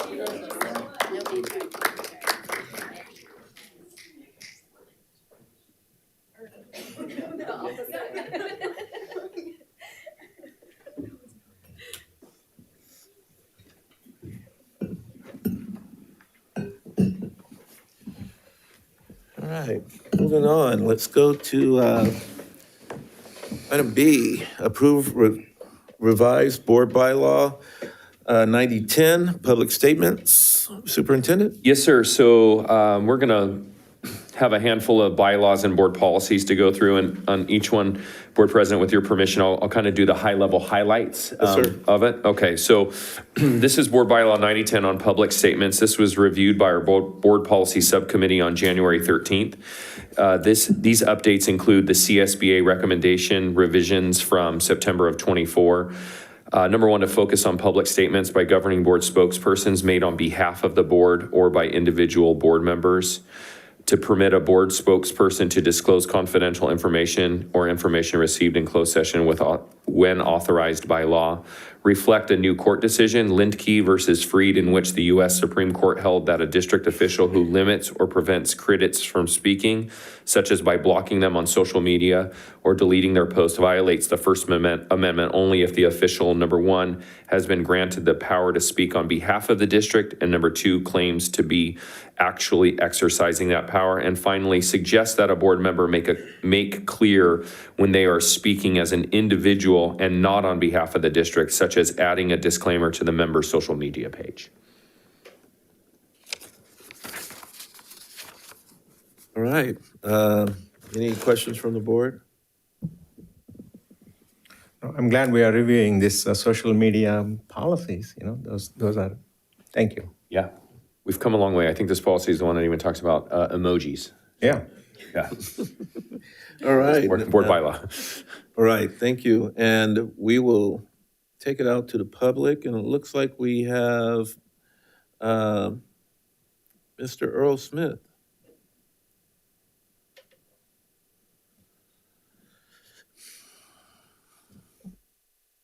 Good evening again, Board, President, Mr. Swanson.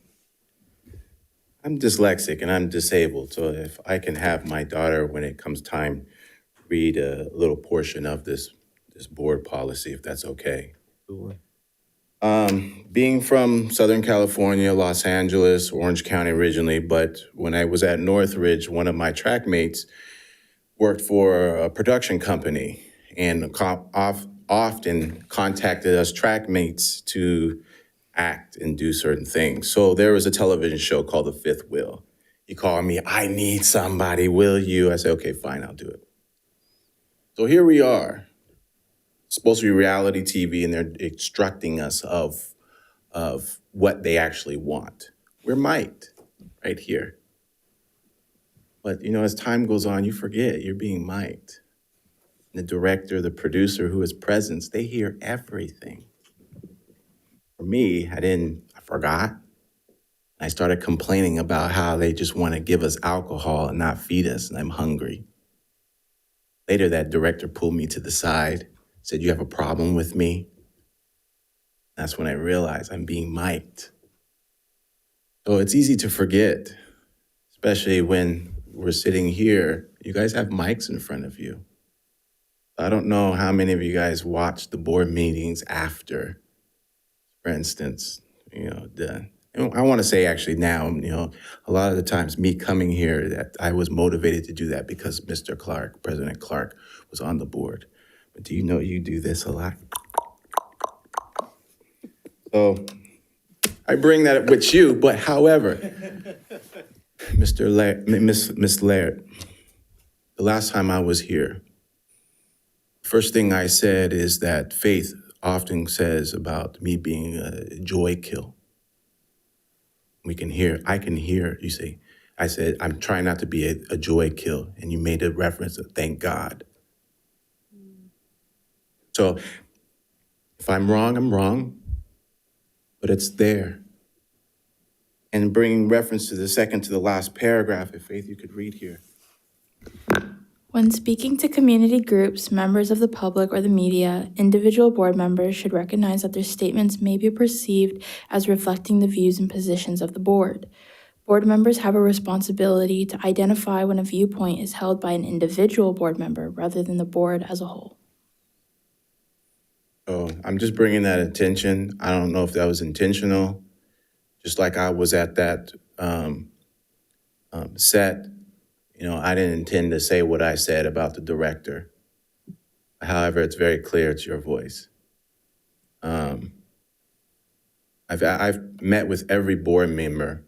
Well, YK, actually, when you were campaigning, I got out my car and ran and shook your hand.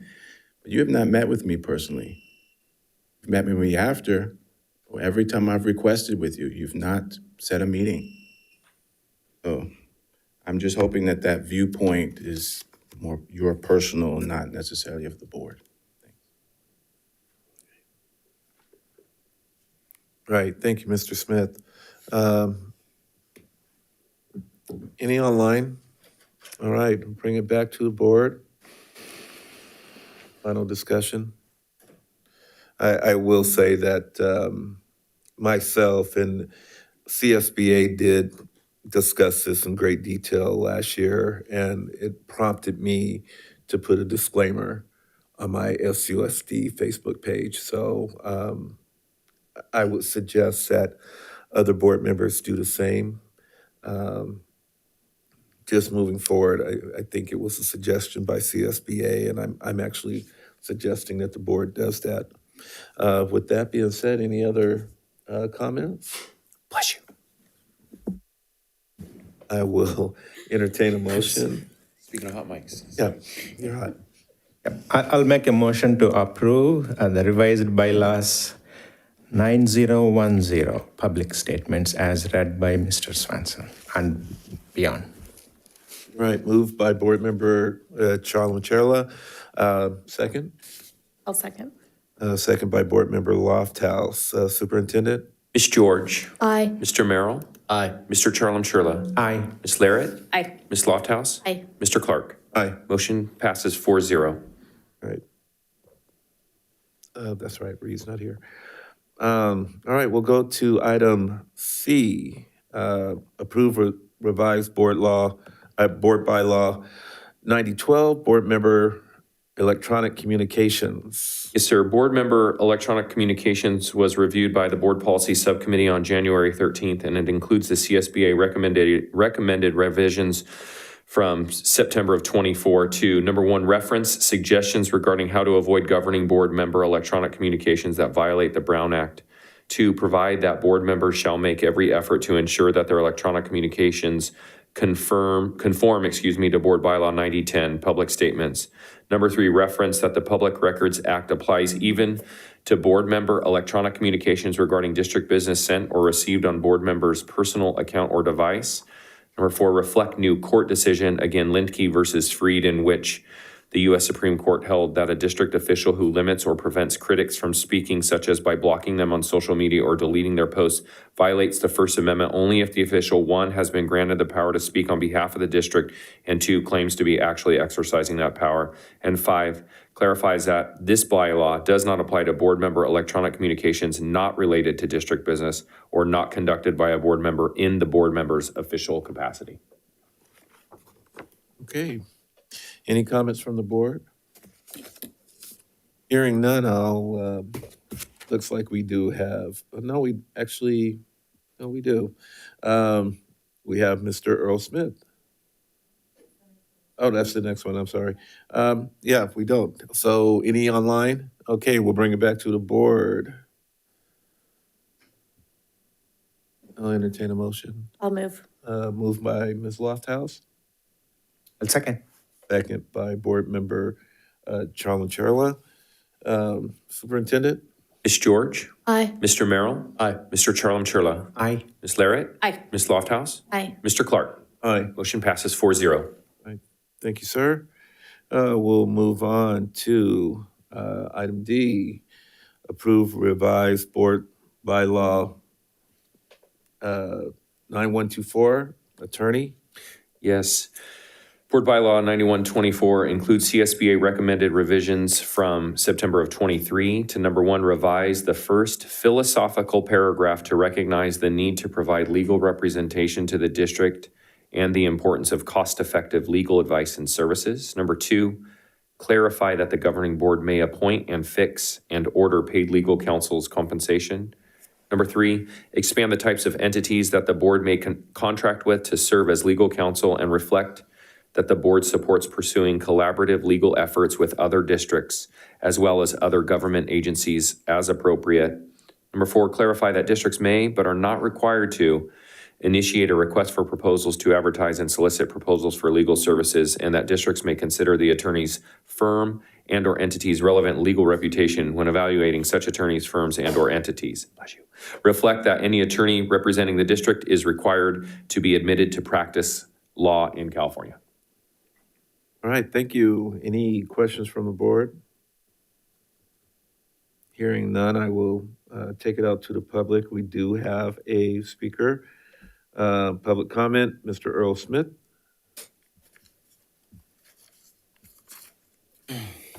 Hello again. I wanted to speak on this. I have a lot of friends that are attorneys, and a couple of board members have seen me post. I just feel like the universe is pushing me to be an attorney. And really, I don't want to, because what does an attorney do? What does a judge do? They listen to people complain all day.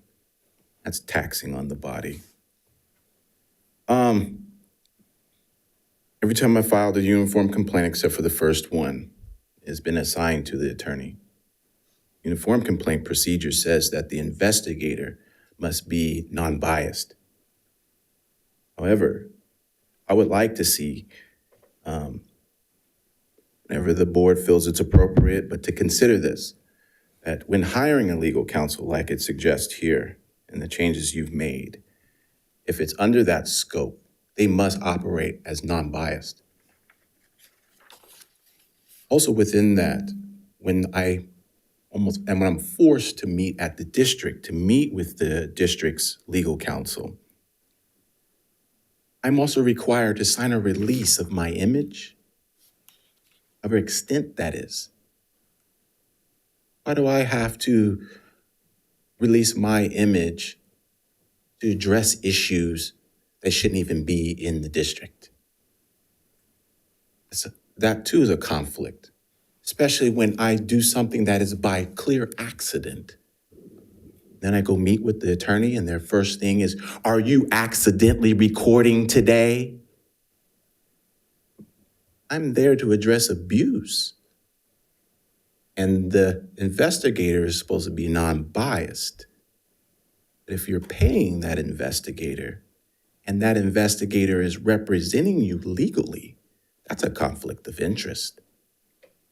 By law, that's a conflict of interest. Case visits is monitored by a professional monitor only.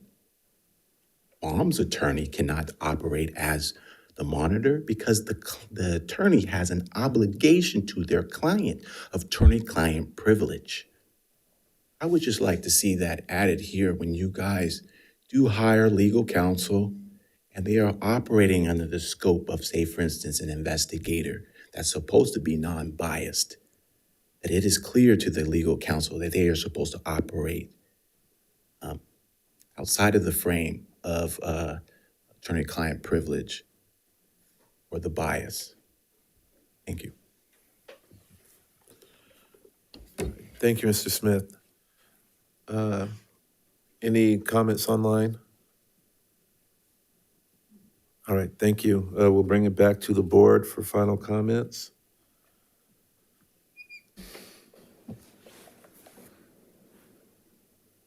I will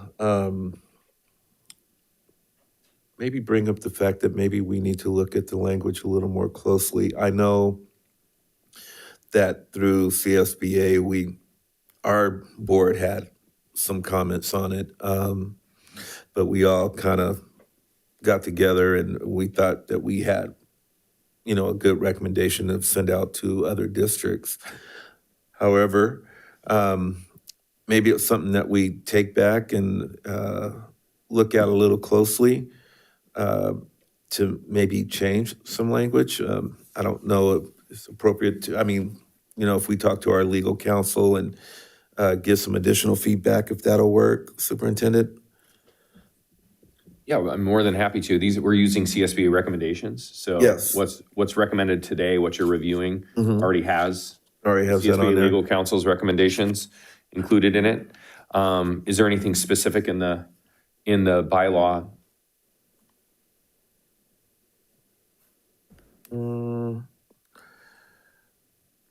Well, what I was actually going to do is take it back to my board of CSBA, but This is their. yeah, I know. Yeah. And just kind of bring up what Mr. Smith was talking about. I But think it would be maybe appropriate for us to look at it to ensure that there isn't, it calls out no conflict of interest and also unbiased. And I don't see that language in there, and I think that would be something that we should add in there without really reading through it right now. I'm not sure exactly where it would fit, but I think it would be appropriate to even bring back to the policy committee and figure out where we can fit that in there.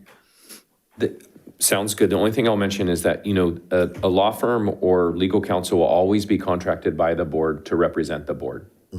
So there never will be a time where the board doesn't have a financial stake, which usually leads to what would be considered conflict of interest. Because the legal counsel is here to support you.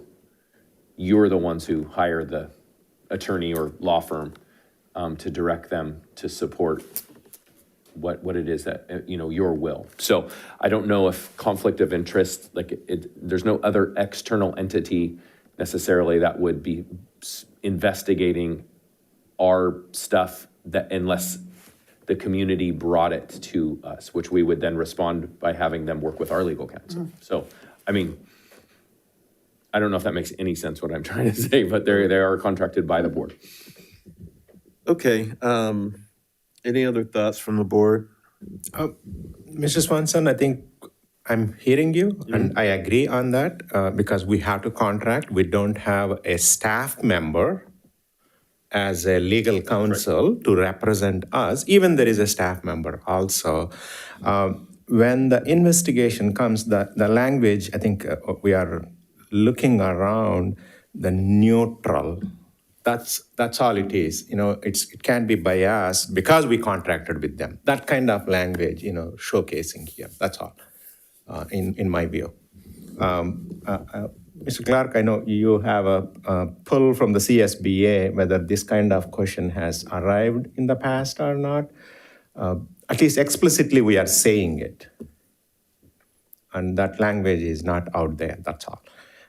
Unless we hire, those expensive lawyers and put it in our payroll, that's a different story. But we are not going that route at this point.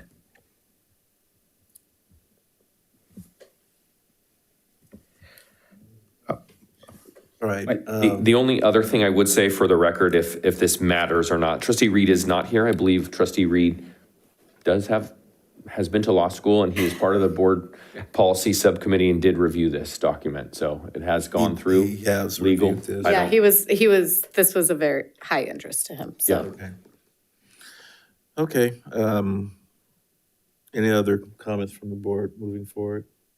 No, and I think after hearing Mr. Swanson with what this policy is directly, I think that maybe in reference to what Mr. Smith was talking about was more unbiased investigations, and this is about our legal counsel that we would hire. So I actually think it might be two slightly different things.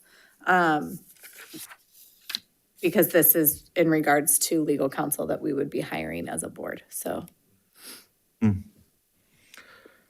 Okay. Yeah, I know I'm not part of the policy, maybe, Ms. Lofthouse, I think, when this attorney is doing an investigation or approaching any of the people, that language is not this is not the policy. We will have a different policy when they are interacting with the parents or third party on behalf of a board. Still, even though we hired as per this, they act more neutral to hear from both sides. That policy is not this one, that's a separate policy. If that is, I'm going to make a move. Yeah, that's why I'm asking. It is. Yeah, I mean, that's fine. I think I will go on record to say right now that I will probably vote no on it, but obviously I will support the board's decision, whatever it is, moving forward. And with that being said, I will actually entertain a motion. Mr. President, my request is, I know it has gone through the policy committee, we trust that committee. But the point we are making from hearing the public is slightly different, which I agree on that. If it is not urgent, is this okay to bring this maybe next meeting, by quickly running through it? I know Mr. Reed is not here, and also we'll get a chance to talk to our attorney. If it is not in urgent, we have to meet some timelines. That's my recommendation. Okay, I'm just wondering, is it feasible to bring it back next meeting, or can we have a little time and maybe do it second meeting in March?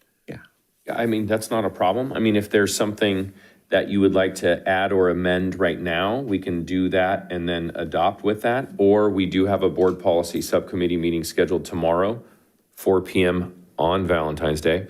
And we could probably usher this one in for a review. If you can do that, I greatly appreciate it. And maybe I can.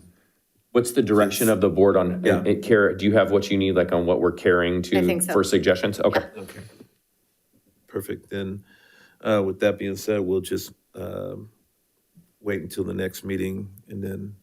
The consensus on that? Yes. Yeah. Okay. Do we have to still make a motion and everybody, no? Well, I think it's just if there's consensus to table it until the next one. Yeah, we could just table it. Good, okay, thank you. Maybe. All right.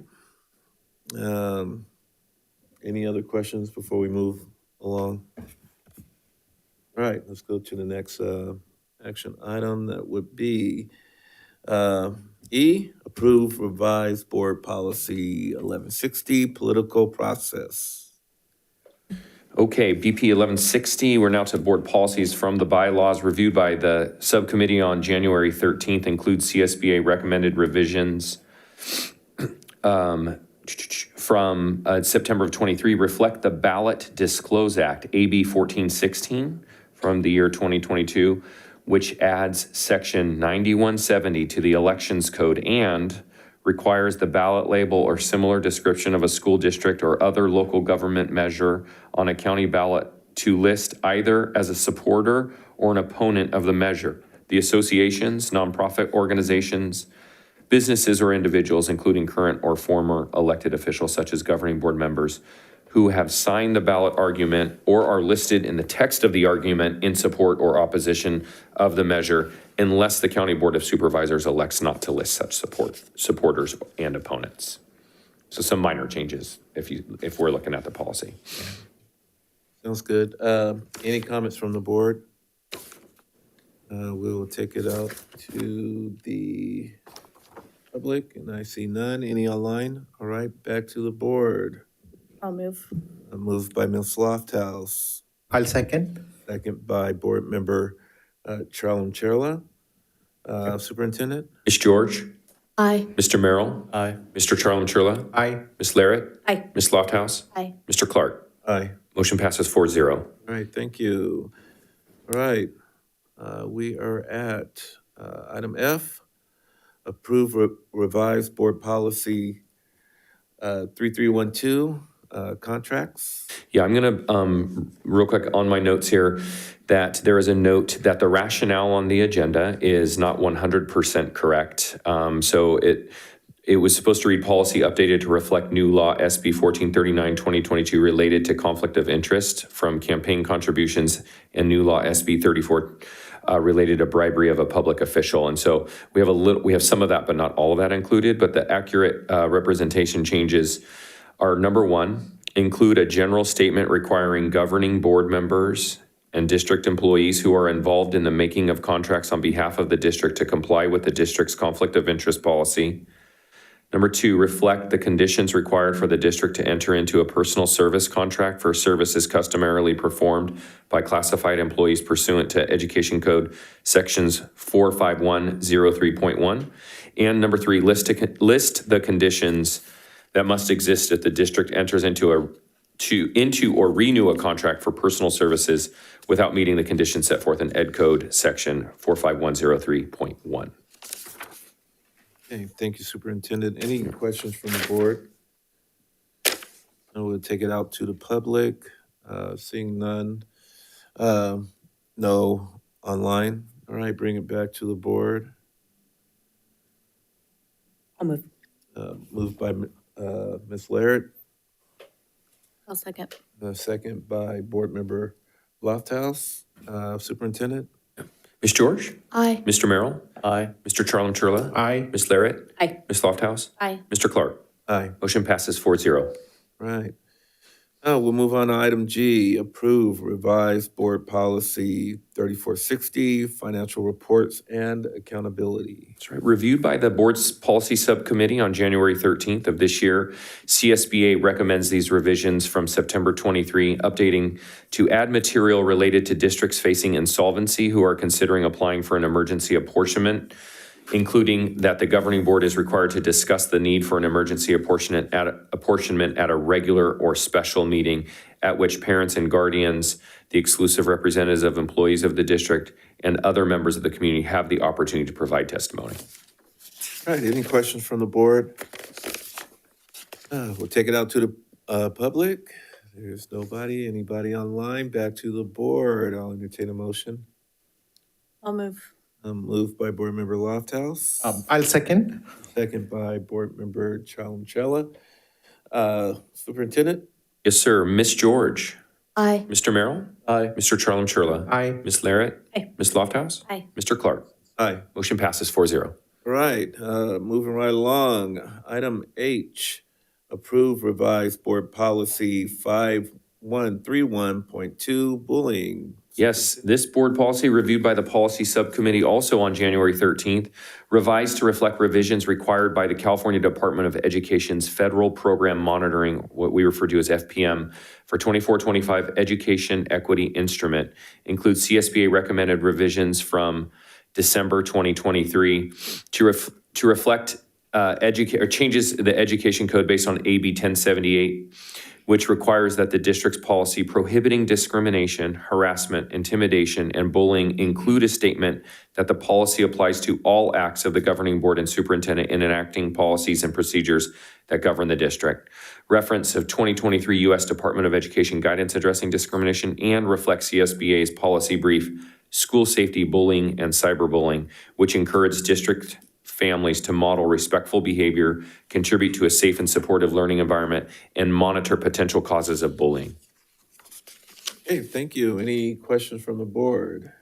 No question. Oh, sorry. I just had a quick comment about this, and it did come up in the policy meeting, was that I am appreciative of the changes that are coming into this, but I do want to see further kind of action about what we're doing about it when it's happening. And so that was a kind of a conversation piece of having kind of the next steps beyond just us having a policy and updating the policy, but also updating how we're addressing it at our school sites. So I just wanted to let you know that that was part of the conversation during the policy committee. Awesome. Kara, I think it is in alignment with you don't know probably this, today after morning when the SAB meeting was there, when we were doing the data walk, this came up from the students as well. They think, we were asking, we showed all the data walk and all the numbers and everything, and Ms. Cabrera was asking, anything you guys can think different, or what is missing, or what we can do better. They have a few things, and in one, bullying is one thing. I think we can do better. Even parents are not reflecting in their surveys to the extent, I'm speaking for you based on that conversation. Even though we are putting this policy, the execution, that's what you're speaking, I think we have to do a little bit more as a district. And what it is, I don't have a crystal ball, but I'm hearing this morning from the students, their feeling. I just want to make sure our SAB leaders are, in agreement on that. Okay? Thank you, sir. We will bring it out to the public. We do have one public comment, Mr. Earl Smith. I'm on a roll tonight. I'm gonna give this away, Van, because I just think it's appropriate. This is your graduation gift for me. Getting you a book for you.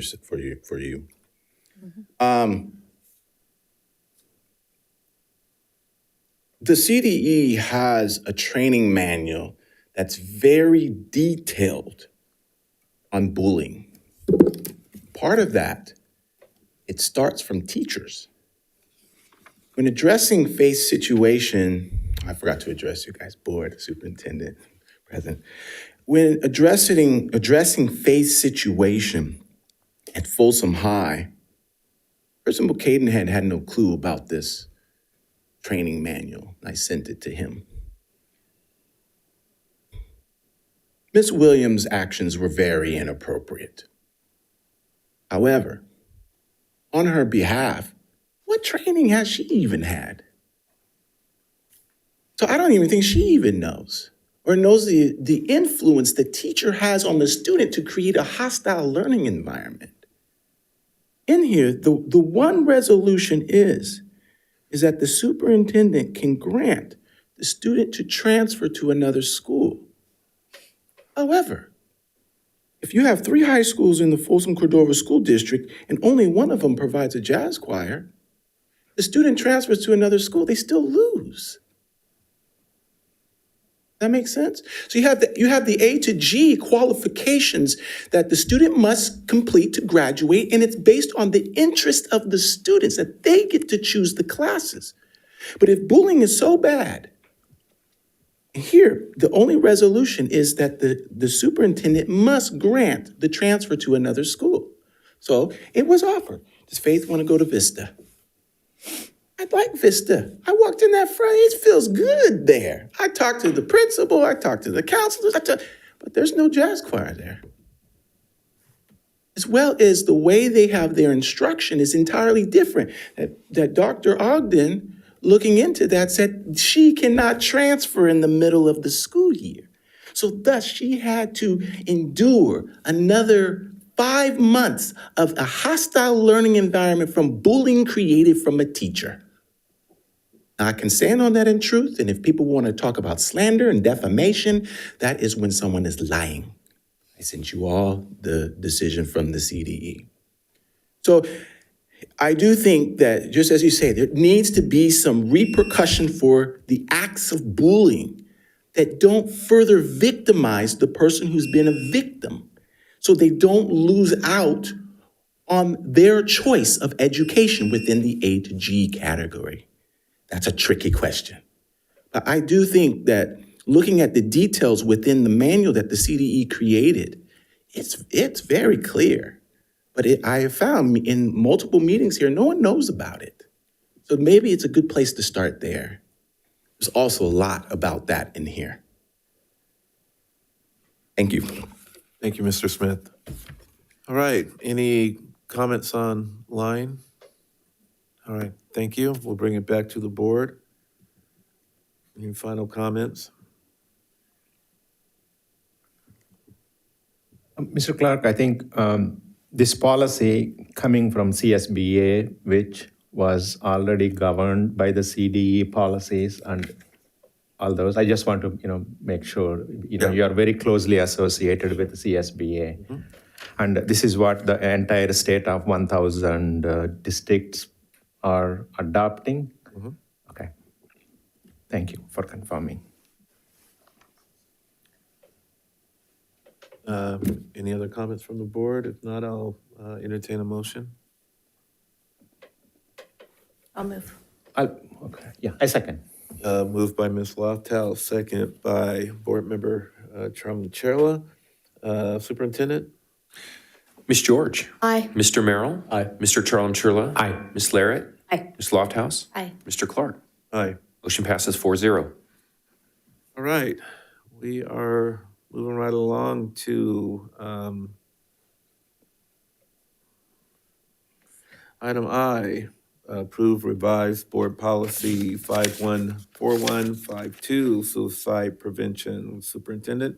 That's right. Thank you, sir. Reviewed at the policy subcommittee meeting on January 13th, 2025. This is revised to reflect revisions required by the California Department of Education's Federal Program Monitoring, again, FPM, for education equity instrument. Mostly the changes within this poly are semantic or grammatical. You can see there are hardly any changes. All right, we will entertain questions from the board. We will go out to the public. We do have one public comment, Mr. Earl Smith.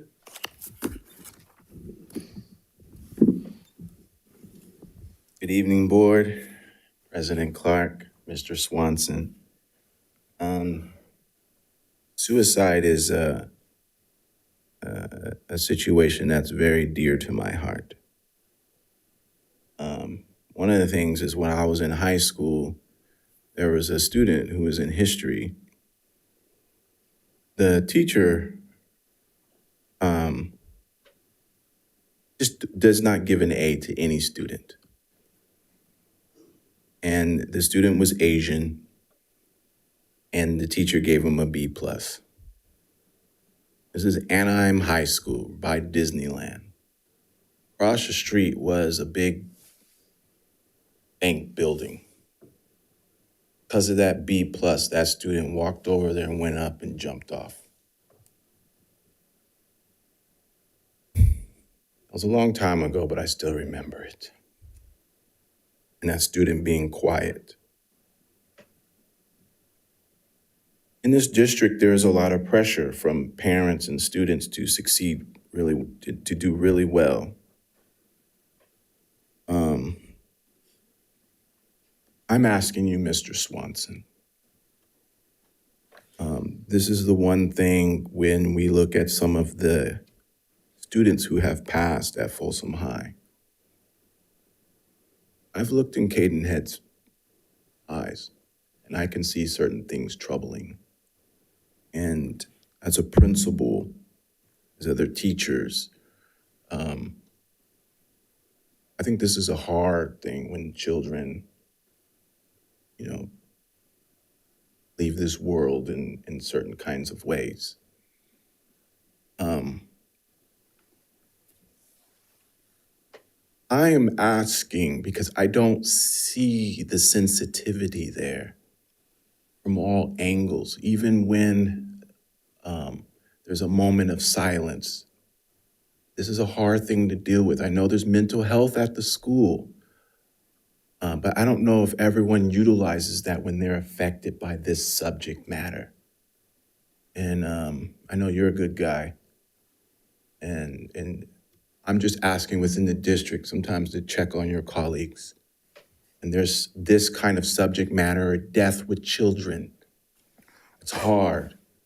And I don't really see that being addressed. And when you bury that can have a long-lasting negative effect, and it can affect the entire community.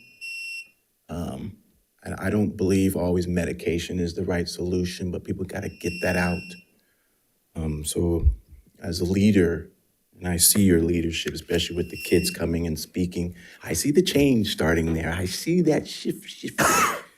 But I'm asking you to consider this subject matter. I see all the details here, but this is something that people I can see, they just don't want to deal with because it's so sensitive. Yeah. Thank you. All right, thank you, Mr. Smith. I appreciate your comments and the story that you shared. I'm pretty sure that everybody, or there's some folks I know, I dealt with it in high school as well as in the military, when folks get depressed and they feel that they're a failure. The one thing I will, and I'll go on record and say it, I go through therapy just to deal with certain losses and post-traumatic stress that I've dealt with in my life. So it's, sometimes, especially within the African-American community, is frowned upon. It shouldn't be. You should always have access to somebody, a therapist or a confidant, to talk about your problems. So I do appreciate you coming up and speaking on that. We'll bring it back to the board. Any final questions, or I can entertain a motion? No, I'll make a motion. Approve the policy 51.41.52, suicide prevention. All right, moved by Board Member Chalum-Cherla. Second? I'll second. Second by Board Member Larrett. Superintendent? Ms. George? Aye. Mr. Merrill? Aye. Mr. Charlam-Churla? Aye. Ms. Larrett? Aye. Ms. Lofthouse? Aye. Mr. Clark? Aye. Motion passes 4-0. Thank you. Item J, approve revised board policy 5146, married, pregnant, parenting students. Superintendent? Yes, this was reviewed at the policy subcommittee meeting on January 13th, revised to reflect the revisions required by the California Department of Education's Federal Program Monitoring 2024-25 Education Equity Instrument, which includes CSBA recommended revisions based on the revisions to the 2024 Title IX regulations. But of note, effective on 1/9/25, due to case law, we are required to revert back to 2020 Title IX regulations. However, because of the CDE FPM instrument still requires the 2024 Title IX regulation information, we are holding off on changing these back until we receive guidance from the California Department of Education, or CSBA. Does that make sense to everyone? That does make Okay. sense, yes. Okay. Well, any questions from the board? I'll take it out to the public. I see none. Speaker card, anything online? All right, bring it back to the board. Final comments? Mr. President, I don't have any comment on this one. I'm new. After seeing this many policies coming, and some of them are very sensitive, like the one we talked before, and this one, the pregnancy and all those. What our district is doing in action to meet these policies and guidelines, there is so much going on here. Maybe one of these days in late summer or during the time, a presentation from the board, how we are enacting this one. I mean, I'm hearing this one from the kids this morning. Yes, we have the bullying policies, but it's not that effective in action. I mean, again, these are their feelings. Is the perception or the reality? We don't know. So at least, we can tell the public, these are all the things we are doing. And, just repeating that one couple of times, that's my only, request as a board member. Down the road, bringing this as an agenda item, as a presentation. These are the actions we are taking as a board and district. We will have that opportunity at the end of the board meeting to add that to a future agenda item if you. Thank you. So please. And I would venture to say that we just had a fantastic presentation about our programs that do support these students in our district last board meeting. So they do come across, and it is hard to recognize the policy versus action. I think that coming on the board, that was the biggest kind of policy is our role, and everything else is kind of what the staff puts out there. And so we are lucky to see those presentations come in, and I think that the presentation last week or last meeting was a perfect example of this in action. And I will say that it will probably be reviewed again by CSBA when, I don't know. I'm hedging to bet it will probably be at our May Delegates Assembly that it will be brought up again. So maybe it's something that we can revisit then. I'm pretty sure there might be some changes that will come before the policy committee on that. With that being said, I will entertain a motion. I'll make a motion on policy 5146, married/pregnant and parenting students policy approval. I'll second. Moved by Board Member Shalom Cherla, second by Board Member Lofthouse. Superintendent? Ms. George? Aye. Mr. Merrill? Aye. Mr. Charlam-Churla? Aye. Ms. Larrett? Aye. Ms. Lofthouse? Aye. Mr. Clark? Aye. Motion passes 4-0. All right, we will move on to item 12, discussion. Graduation. Yeah, so thank you trustees for getting through all those policies. That's really helpful, especially the FPM ones, which are time sensitive. So I do appreciate your support on that. This one is the high school graduation update. As a reminder to this board, on November 7th, we were talking about high school graduations. We have 2 high schools that graduate on the same day. And it was a discussion at the dais about the possibility of decoupling those graduations. I believe there was a conversation that day about, are we making this decision for the folks up here, or are we making that for the community and impacting the students? And so there was still direction after that sort of conversation about let's go out and ask. And what you see on this rationale for this discussion item is that there is a willingness, of course, of the principals to follow the direction of the board from the high schools to work on the potential of decoupling their high school graduations starting for the graduating class of 2026, if that remains the board's desire. Any questions from the board? I will take it out to the public. Any online? None. I'll bring it back to the board. Yeah, I do have a comment. And I said this before, it was more of a personal thing for me because my years on the board, I had to pick and choose what graduations I attended, especially the one with Vista and Cordova.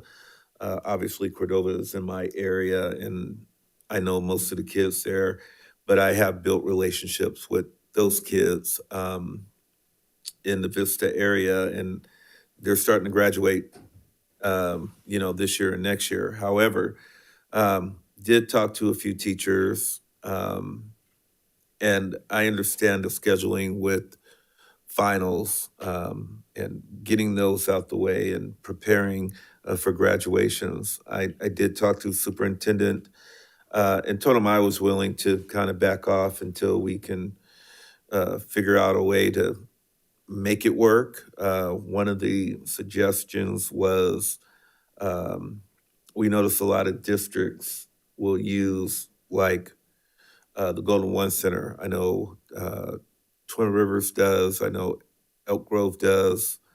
I think San Juan does too.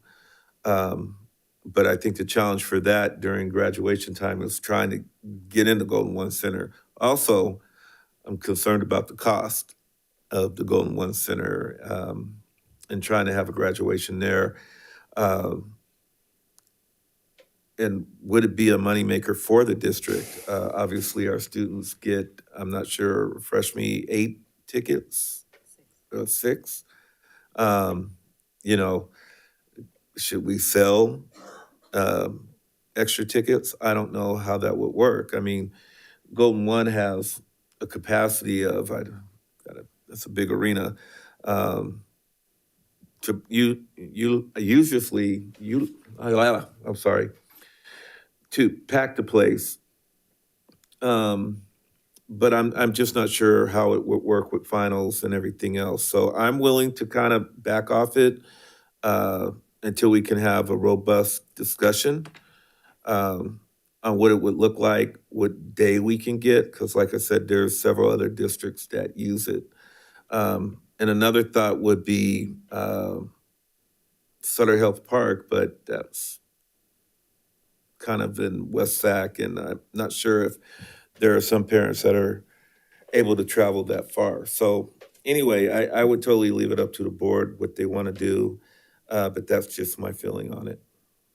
Yeah, I'd like to weigh in on that too. I'm in agreement with you. I think that the conversation on graduation needs to be a little bit bigger than just moving days. You know, I think that from a parent's perspective of having one who's graduated from there and then being out there, there's some challenges with being at the schools that I think could be overcome if we went to a place like a Golden One. The limiting of the tickets with 6, you know, I have 6 people in my family, one's graduating, no grandparents can come, no aunts and uncles, you know, and I know we have a lot of families that would really like to attend.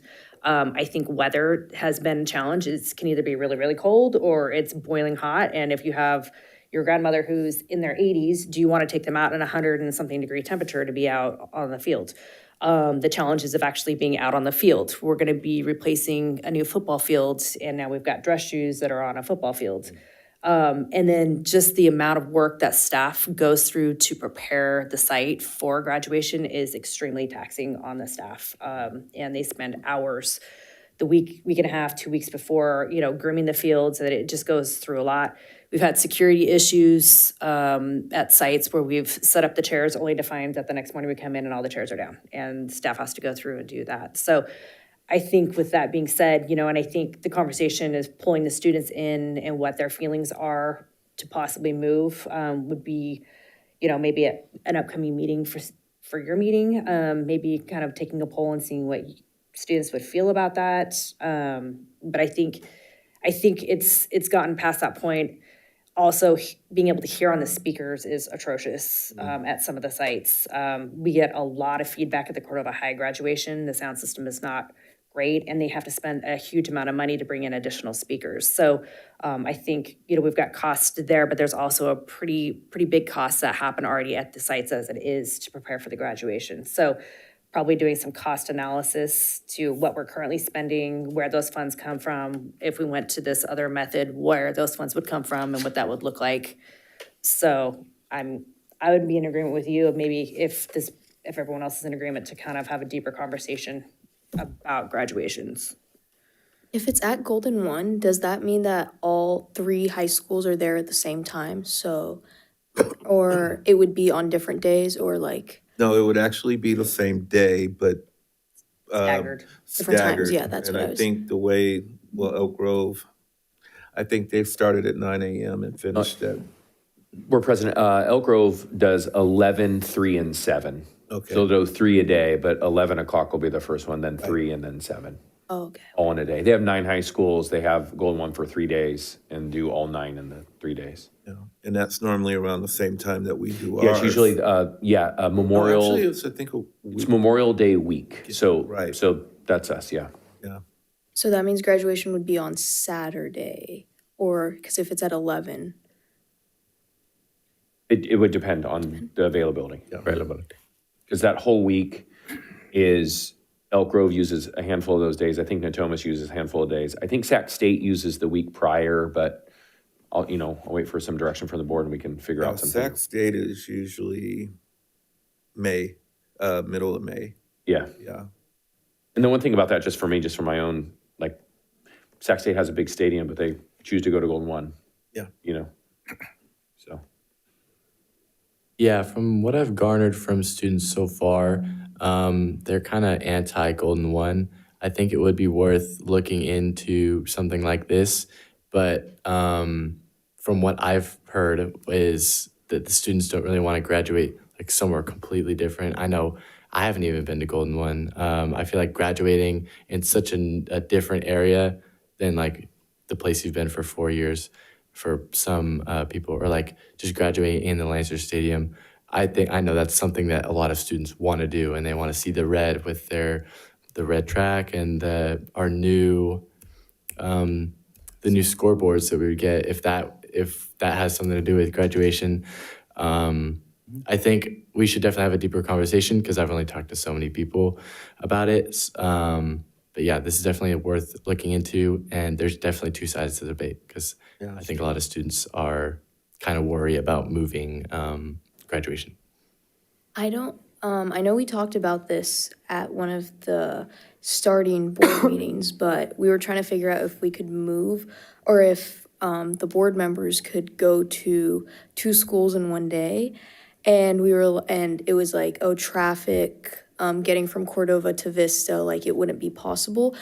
Would it be possible to have Folsom and Vista on the same day? I'm guessing not, because people want to go to both graduations from Folsom, because then the travel would be a lot easier to get from Folsom and Vista. So I just didn't say it at the first board meeting, but I know we talked about that, yeah. I mean, I know there has been situations where, but this is middle school and high school. I do know of one occurrence that we did have a former board member attend Vista and Cordova, but he was late at Cordova and left Vista early. So I don't know. I'd have to reach out to Mr. Ford and find out how he did that. But it's totally up to the board what direction we want to go. I just think that maybe we need to have a deeper conversation, obviously bring in the unions and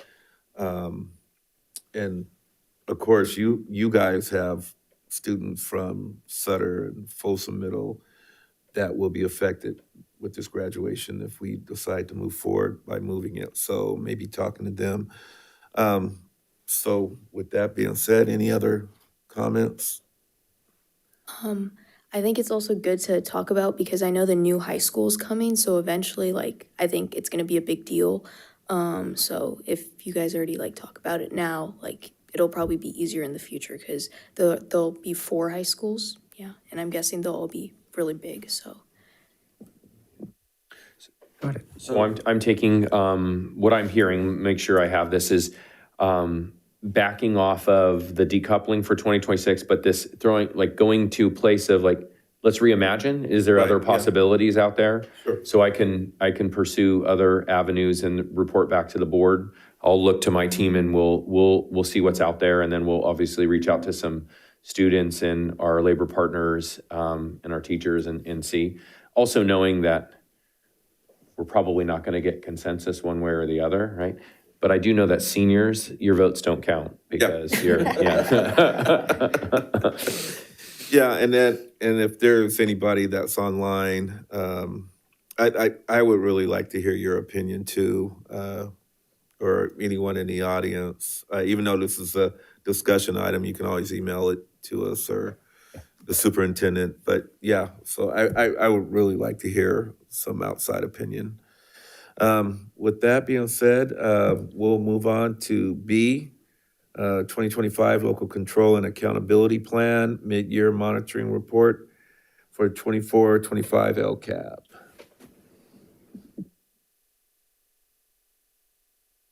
Good evening, Elena Cabrera, Director of Categorical Programs and Grants. And I do have the LCAP, or the Local Control and Accountability Accountability Plan mid-year update. Thank you. Thank you so much.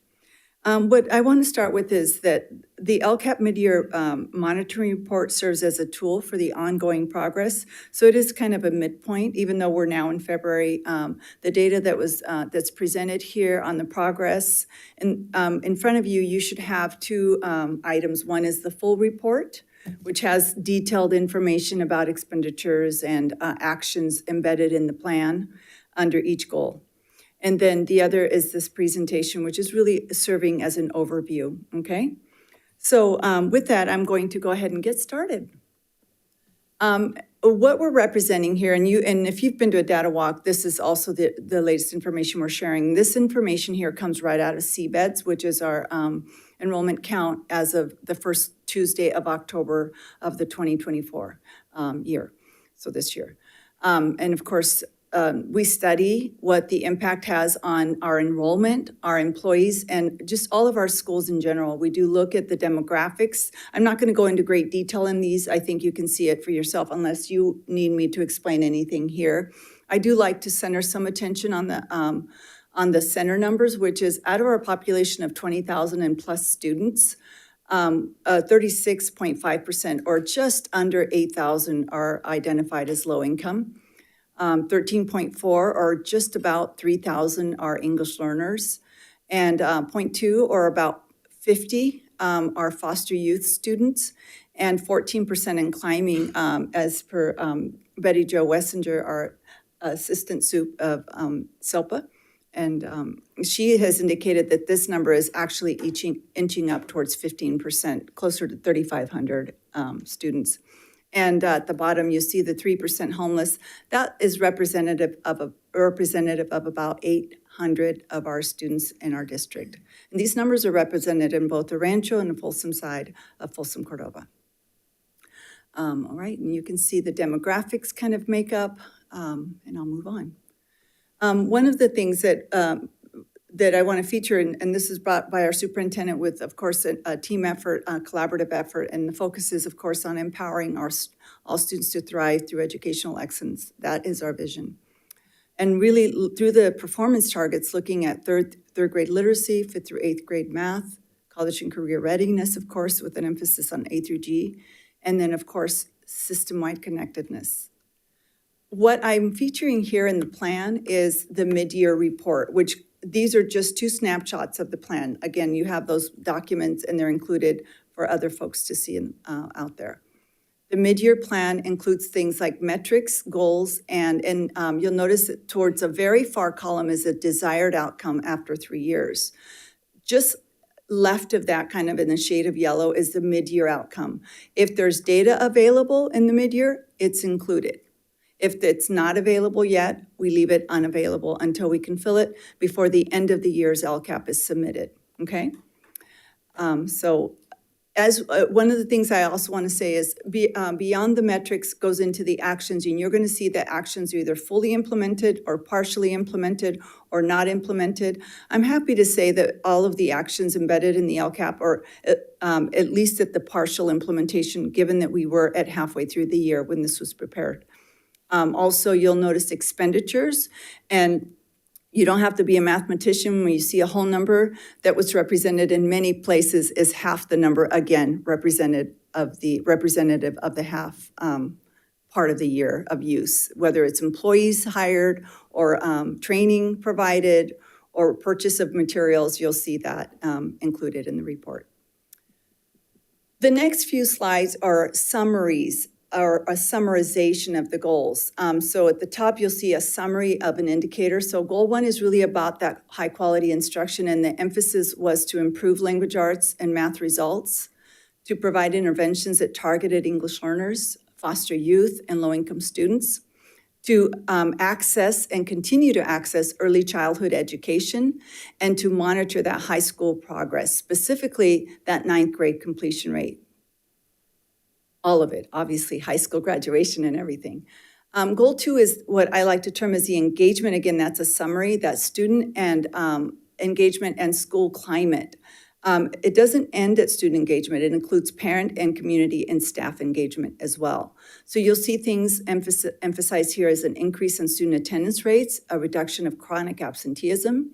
You'll see that the efforts being put in towards providing mental health and social emotional support services.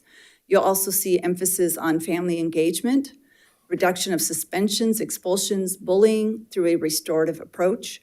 And lastly, under Goal 2, to expand services and support for foster and homeless youth.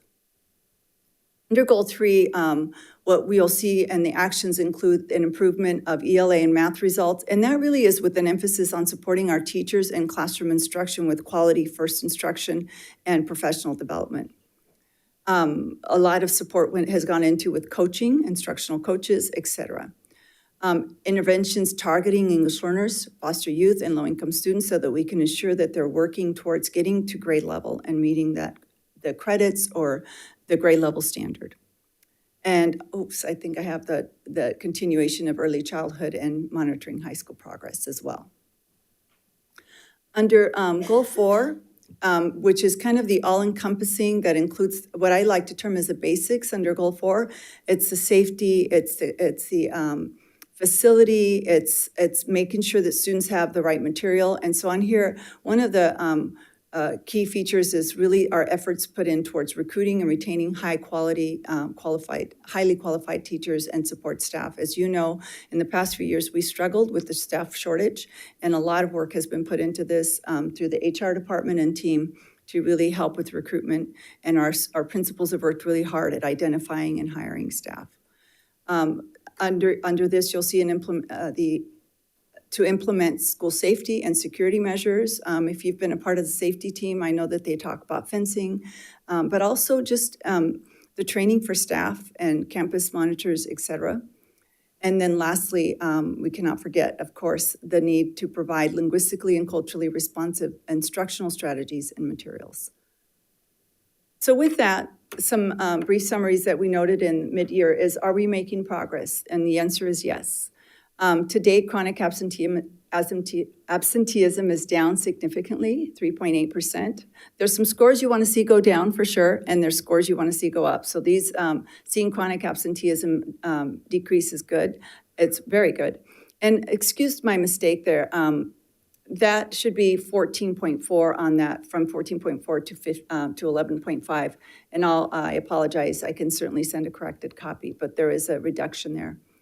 There was a completed 20-day challenge, and I know that it's not the first year, but that usually takes place in August and then again at this time of the year earlier. The college and career readiness maintained at 0.8 distance from standard. You'll see that reflected in the percentage. The English language arts maintained at 1.8 distance from standard. Mathematics maintained a distance, 1.0 distance from standard. And the suspension rate maintained a 0.1. Now, we don't want to maintain a suspension rate, but we also are celebrating the fact that it has not increased. So that's good. What are the performance targets? Again, just circling back, as you'll see an emphasis on that third grade literacy, that math, 5th through 8th grade, the college and career readiness, and again, system-wide connectedness. Some of these things are being discussed at the LCAP data walk, so if this looks like it's on repeat, there is intention behind this. The data walks happen at this time of year so that we are very clear and transparent to our educational partners and see where we are in progress. We know that there's things to celebrate, but we also know there's things that we need to continue to work hard on and improve. So with that, I conclude my presentation. If you have any questions or comments, I'll entertain. Take it to the board. Do you guys have any questions, comments? All right.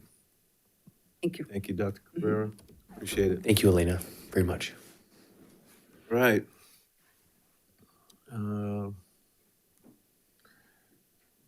We are at agenda item, I don't have it in front of me. 13, information on employee reimbursement. Superintendent? Yeah, just briefly, since they're information items, this was a question that Trustee Reed had regarding reimbursement. So this information is here for your review. And I know that Mr. Martin also took some time out to meet with Mr. Reed about our reimbursement policy. All right. Any questions or comments from the board? All right, hearing none. We'll move on to B, budget update, governor's proposed budget, 25-26. Again, just information item for the board. I know that Mr. Martin has done some pretty comprehensive budget presentations for this body to, that use the governor's proposed budget and COLA and all that. But this is some information for you for your review as well. And there's an attachment.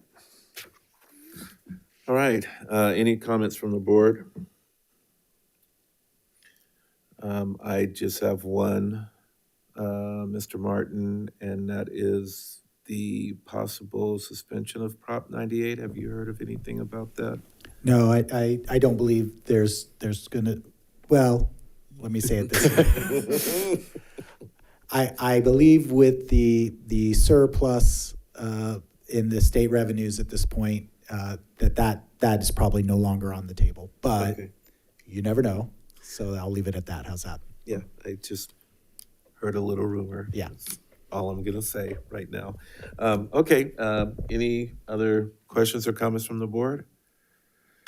Great, all right, we will move on to superintendent's report. Yeah, thank you. I'll make my comments brief this evening. And first and foremost, want to thank everyone that came out tonight, the families that spent time here advocating for their kids, our students advocating for the climate and themselves, of course, starting with Caden, everyone that participated in our night here at the board.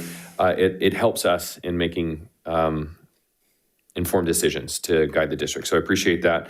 Again, I know I already mentioned it. I just want to say thank you so much to Trustee Larrett for her generosity. I know that this is a popular brand, not because our Vista students mentioned it, but I bought one of these for my wife and my daughter for Christmas. So this is the new brand. So thank you so much.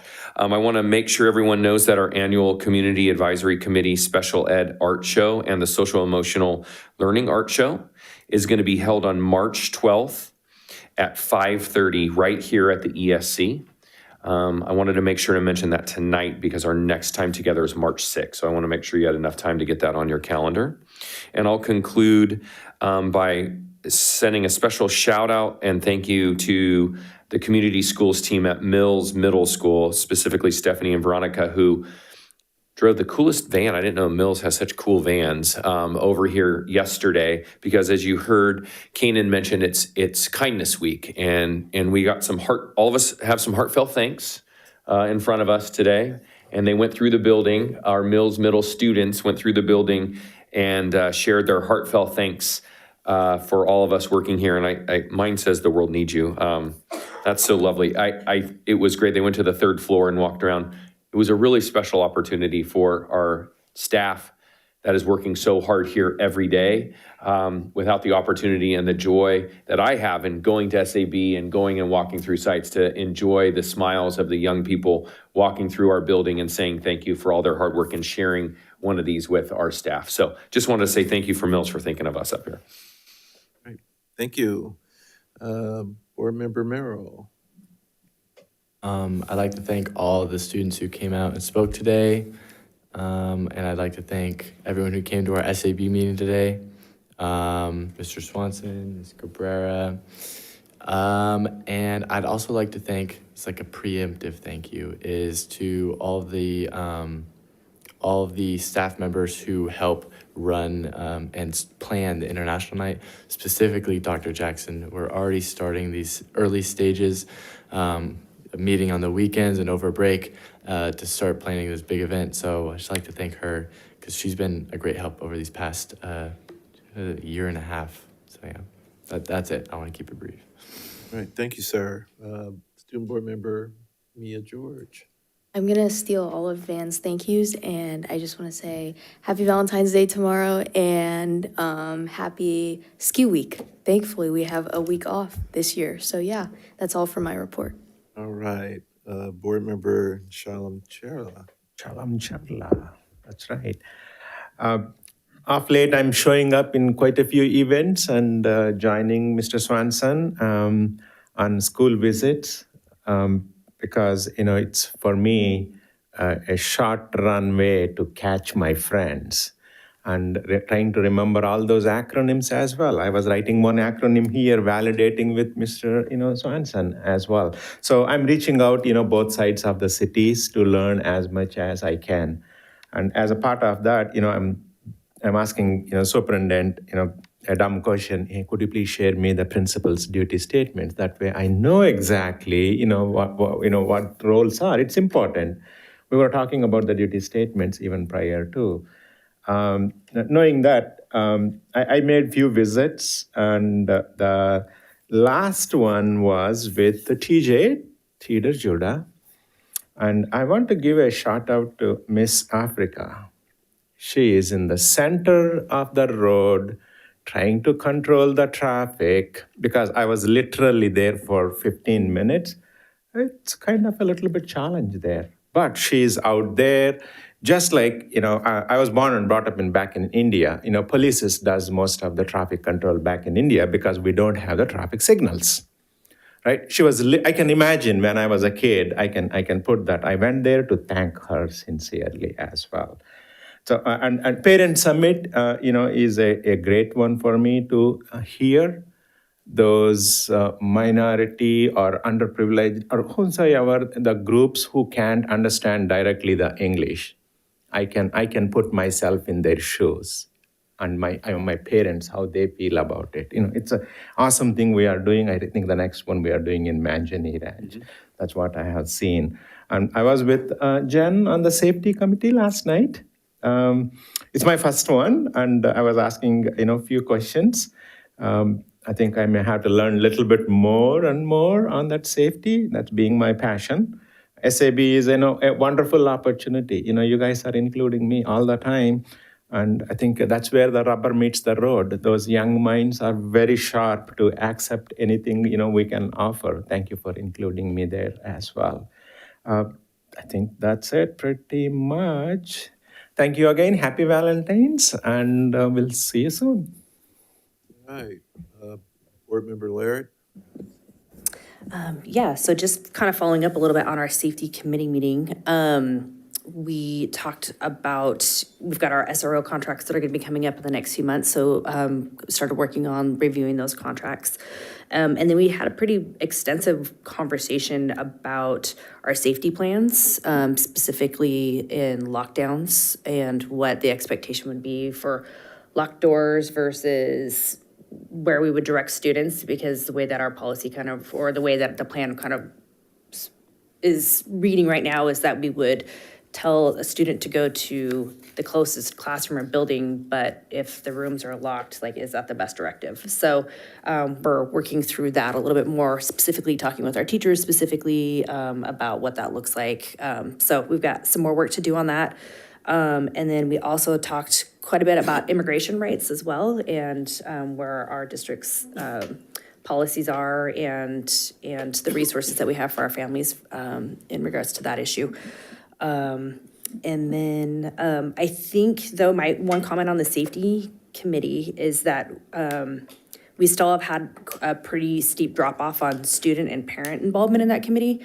And I think we need to figure out how we can re-engage some parents and students. Previously we had a pretty robust group of students that were there, and for the last couple of meetings, we really haven't had students there. So in figuring out how we can go ahead and re-engage those parents. I know when we first started the committee, we had an application process for parents who were interested. And I think just, kids have graduated, they've moved different districts, they've moved away. So just kind of reseeding that committee so that parents know, because we have the committee, but I don't know that parents know that they can come to the committee meeting. So I think just working through that process and getting some more voices in the room, just because, it's us, right? So you hear a lot from us. So, but to be able to hear from our families and our students specifically in regards to safety issues. So, and that's it for me. Board Member Lofthouse. I just want to say happy Black History Month, and thank you, President Clark, for bringing in the presentations to honor and recognize our Heritage and Awareness Months that we have on our calendar for the district. I appreciate it, and I look forward to seeing all of the presentations that come forward. And special thank you to Caden for coming out. He was very brave, and if he was nervous, he sure didn't show it. He was really great. So I really appreciate that. I wholeheartedly believe in that the acknowledgement and recognition during these months, while it's not enough, is imperative. And I appreciate this board standing behind continuing to do that, and the schools continuing to show up and help our students be seen and heard at their school sites. So thank you for that. As a history teacher, I believe that African-American history is American history. And I love seeing this board kind of lift up that in our district as much as we can, as individuals up here, but also the voices in the audience. So, and thank you again to the Vista Del Lago Environmental Impact Club for being the pioneers of our resolution that we passed tonight. I look forward to seeing the actual action now. And the positive change that I know not only they will do, but their legacy will kind of continue throughout our district. That's really it. Happy Valentine's Day. Have a safe and restful break next week. Hopefully it doesn't rain the whole time. All right, thank you, Ms. Lofthouse. I do have a few things. Last Friday, I had the opportunity to go to Mangini Ranch. Yeah, you weren't there. We're missing each other, but that's all right. I'll catch you. Had the opportunity to watch a production of Finding Nemo. And I want to give kudos to Miss G.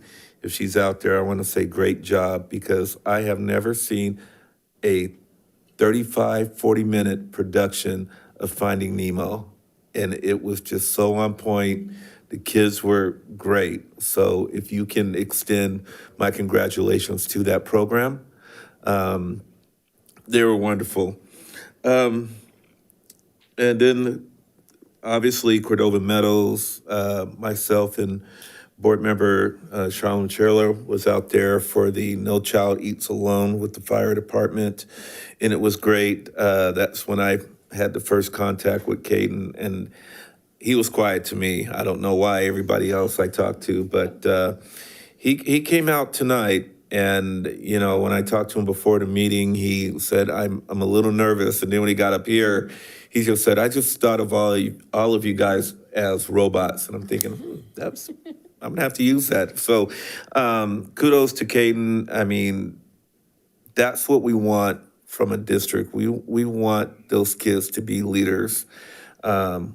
And hopefully one day he'll join SAB, and hopefully one day he'll be up on the dais with us. And then I wanted to mention Cordova Meadows again. They are having a Black History celebration on February 27th at 6 p.m. at Cordova Meadows. So if you have a chance to get out there, please do. Is that 5? Well, that's what his presentation was. Was it at 5? I think it was 6 or 5. What I do have you 5 in my notes because he invited us, yeah. 5 p.m., I stand corrected.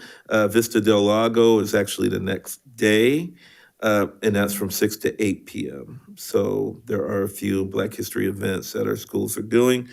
And congratulations to our students from Vista, especially with their advocacy and on environmental impact. And just to let the board know and to let those students know that the request for proposals for the Golden Bell starts June 3rd. So we got to get the word out. I would like to see them actually do a proposal at CSBA at the AAC this year for the Golden Bell Award. So we'll see what happens with that. In closing, I had a statement that I wrote out about February being Black History Month. And as an African-American school board member, I firmly believe that Black history is American history. And it's imperative that we actively incorporate the stories and achievements of African-Americans into our curriculum, not only ethnic studies, not just during Black History Month, but throughout the year. And by doing so, we educate our students on the rich legacy of African-American contributions to our society, fostering a more inclusive and informed community. African Americans have profoundly shaped our American culture through music, art, literature, sports, and leadership. 1 month a year is not sufficient to celebrate the power of movements and the people who have fought for the rights to enjoy today. That is something that we have to do each day as we strive to live up to their examples and make sure that our children and grandchildren remember their stories. And with that being said, I hope you all have a great holiday week. Happy Valentine's Day. And if there is nothing else for the good of the order, I'd like to adjourn this meeting. Couple more items, Mr. President. Sir. On Oh, advanced that's right. planning. I'm happy I'm to ready to adjourn, go. but I read that, I'm out the door. Item 16, advanced planning. Next board meeting obviously is March 5th? March 6th. March 6th. And we are aware of the 12-month calendar and suggested agenda items.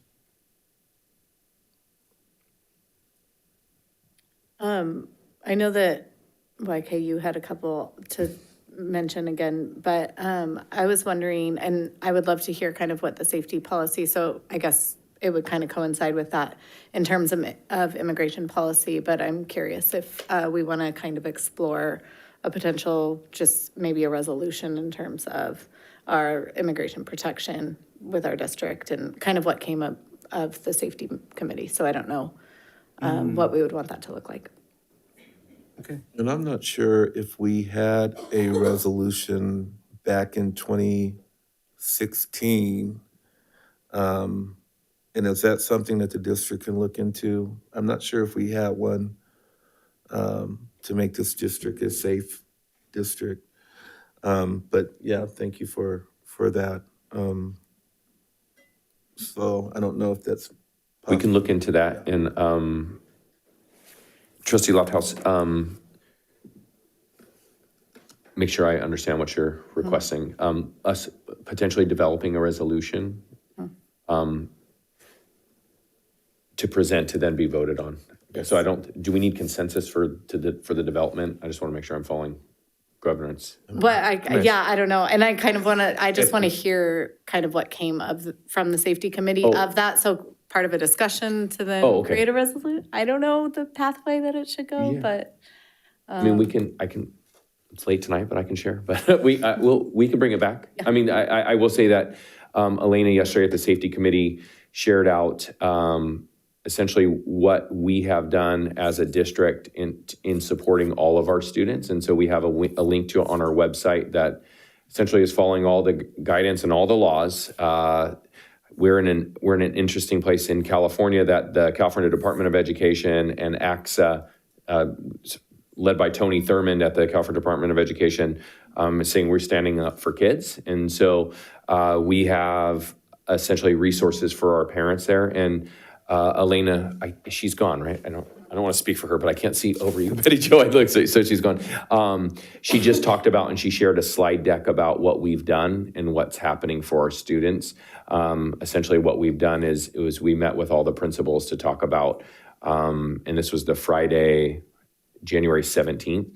We spoke to them about where their current rights are, and got really clear about what our students' rights are and what the protections are and what to do if federal officers are in the front office for the admin assistants to call. We have a team here that they would call and that we would come out to offer some support. So I'm happy to bring anything back. I'm happy to share that deck. You just give me direction. But what you are saying, a resolution, we are publicly saying, quite a few of those in safety meeting and other meetings, there are only a handful of people. But when it is a resolution and the media is pushing out to all those 22,000 kids' parents, then it is coming from the board as a resolution. We are protecting, supporting all the immigrant policies, in this. I think I'm in support of bringing as a resolution. I want to make sure, my colleague here, we both are partners in the safety committee. So if you are looking for a resolution on immigration consensus, yes. We'll work on developing one, and then we'll bring one to the board. Good I stuff. also like the way President Clark phrased it as safe schools. So I don't know where we want to go exactly with Got it. Okay. I think I have enough. Yeah, because it is in everyone's mind. Yes, sir. It's in everyone's mind, you know. So at least we as a board can speak unanimously together. Yep. All right, thank you. And I did want to bring up, as far as the recognition months, the month of March, we will be recognizing Developmental Disability Awareness Month, which would be great because of the CAC event that's coming up at that time. But hopefully, Superintendent, we can find a presentation for that. Right. And then also March is Women's History Month. And I would like to recognize that as well. We have 2 board meetings in March, one on the 6th and one on the 20th, and we will recognize both of those accordingly. All right, thank you. All right, so with that being said, for the good of the order, is there anything else? All right. Oh, happy Valentine's Day. I forgot to say that earlier. So, Francis, I love you. I should get that on the record. I'm coming home late. All right. We had a couple other items earlier. Do we want to cover them? Well, I just want to make sure we get consensus from the board to bring these back. So thank you for your good note taking, Mr. Martin. We had, YK asked about bringing our comprehensive school safety plans as a presentation. Next year. Yeah, so that would be an action, because normally those are on consent, so that would be an action the board would want to take right consent, now. Yeah. Yep. Oh, yeah. Do we have consensus on to do that? Yep. Okay. We do have consensus. Thank you. The other one was, Kara asked about how we are addressing bullying at our sites. Yeah. So that would be a presentation of some sort. So that would be an ask. Yeah. Question, because I have those both written down here. YK said next year, bullying would obviously go with a safety plan. Would that be one presentation, or would you like something sooner than that, Kara? My only reference was, I know when we passed this policy at the policy committee, we talked about then the follow-up of what the schools are doing and what the AR looks like that's going to coincide with the policy changes. So that was my only reference. I don't necessarily think that would be a bad idea. Okay. Thank you, Sean, Yeah. for the suggestion. If you're okay with it, we'll make sure. But I do think that it is something that people would want to hear and see. And I think a lot of families and students may not even know what to do if they are being bullied. And so I don't think that that's a bad idea at all. So waiting for next year for safety plan, I think that would be too long for a presentation of that sort. But I also know that staff has a ton on their plate at this moment. So, and the one thing I would also say too is that, the sites themselves are the ones that, through their PBIS programs, through the support staff they have there, are the ones that are educating the students about, when you're confronted with anything, where's the trusted adult, and making sure that they all know that. So just rest assured that that's happening currently for 22,000 plus students. But it is my understanding that the board would love to also know, like, what is our plan, the comprehensive plan. And so I'm happy to bring that at any point. But yes, there is a lot on our plates right now. Yes, as a presentation. All right. True. So we are good. Sean, do we have anything else? Okay, anything else from the board? Okay. Superintendent? Just want to make sure. I thank you for giving me an added mic to say Happy Valentine's Day. We're good. Yeah, thank you. All right. With that being said, I will adjourn this meeting.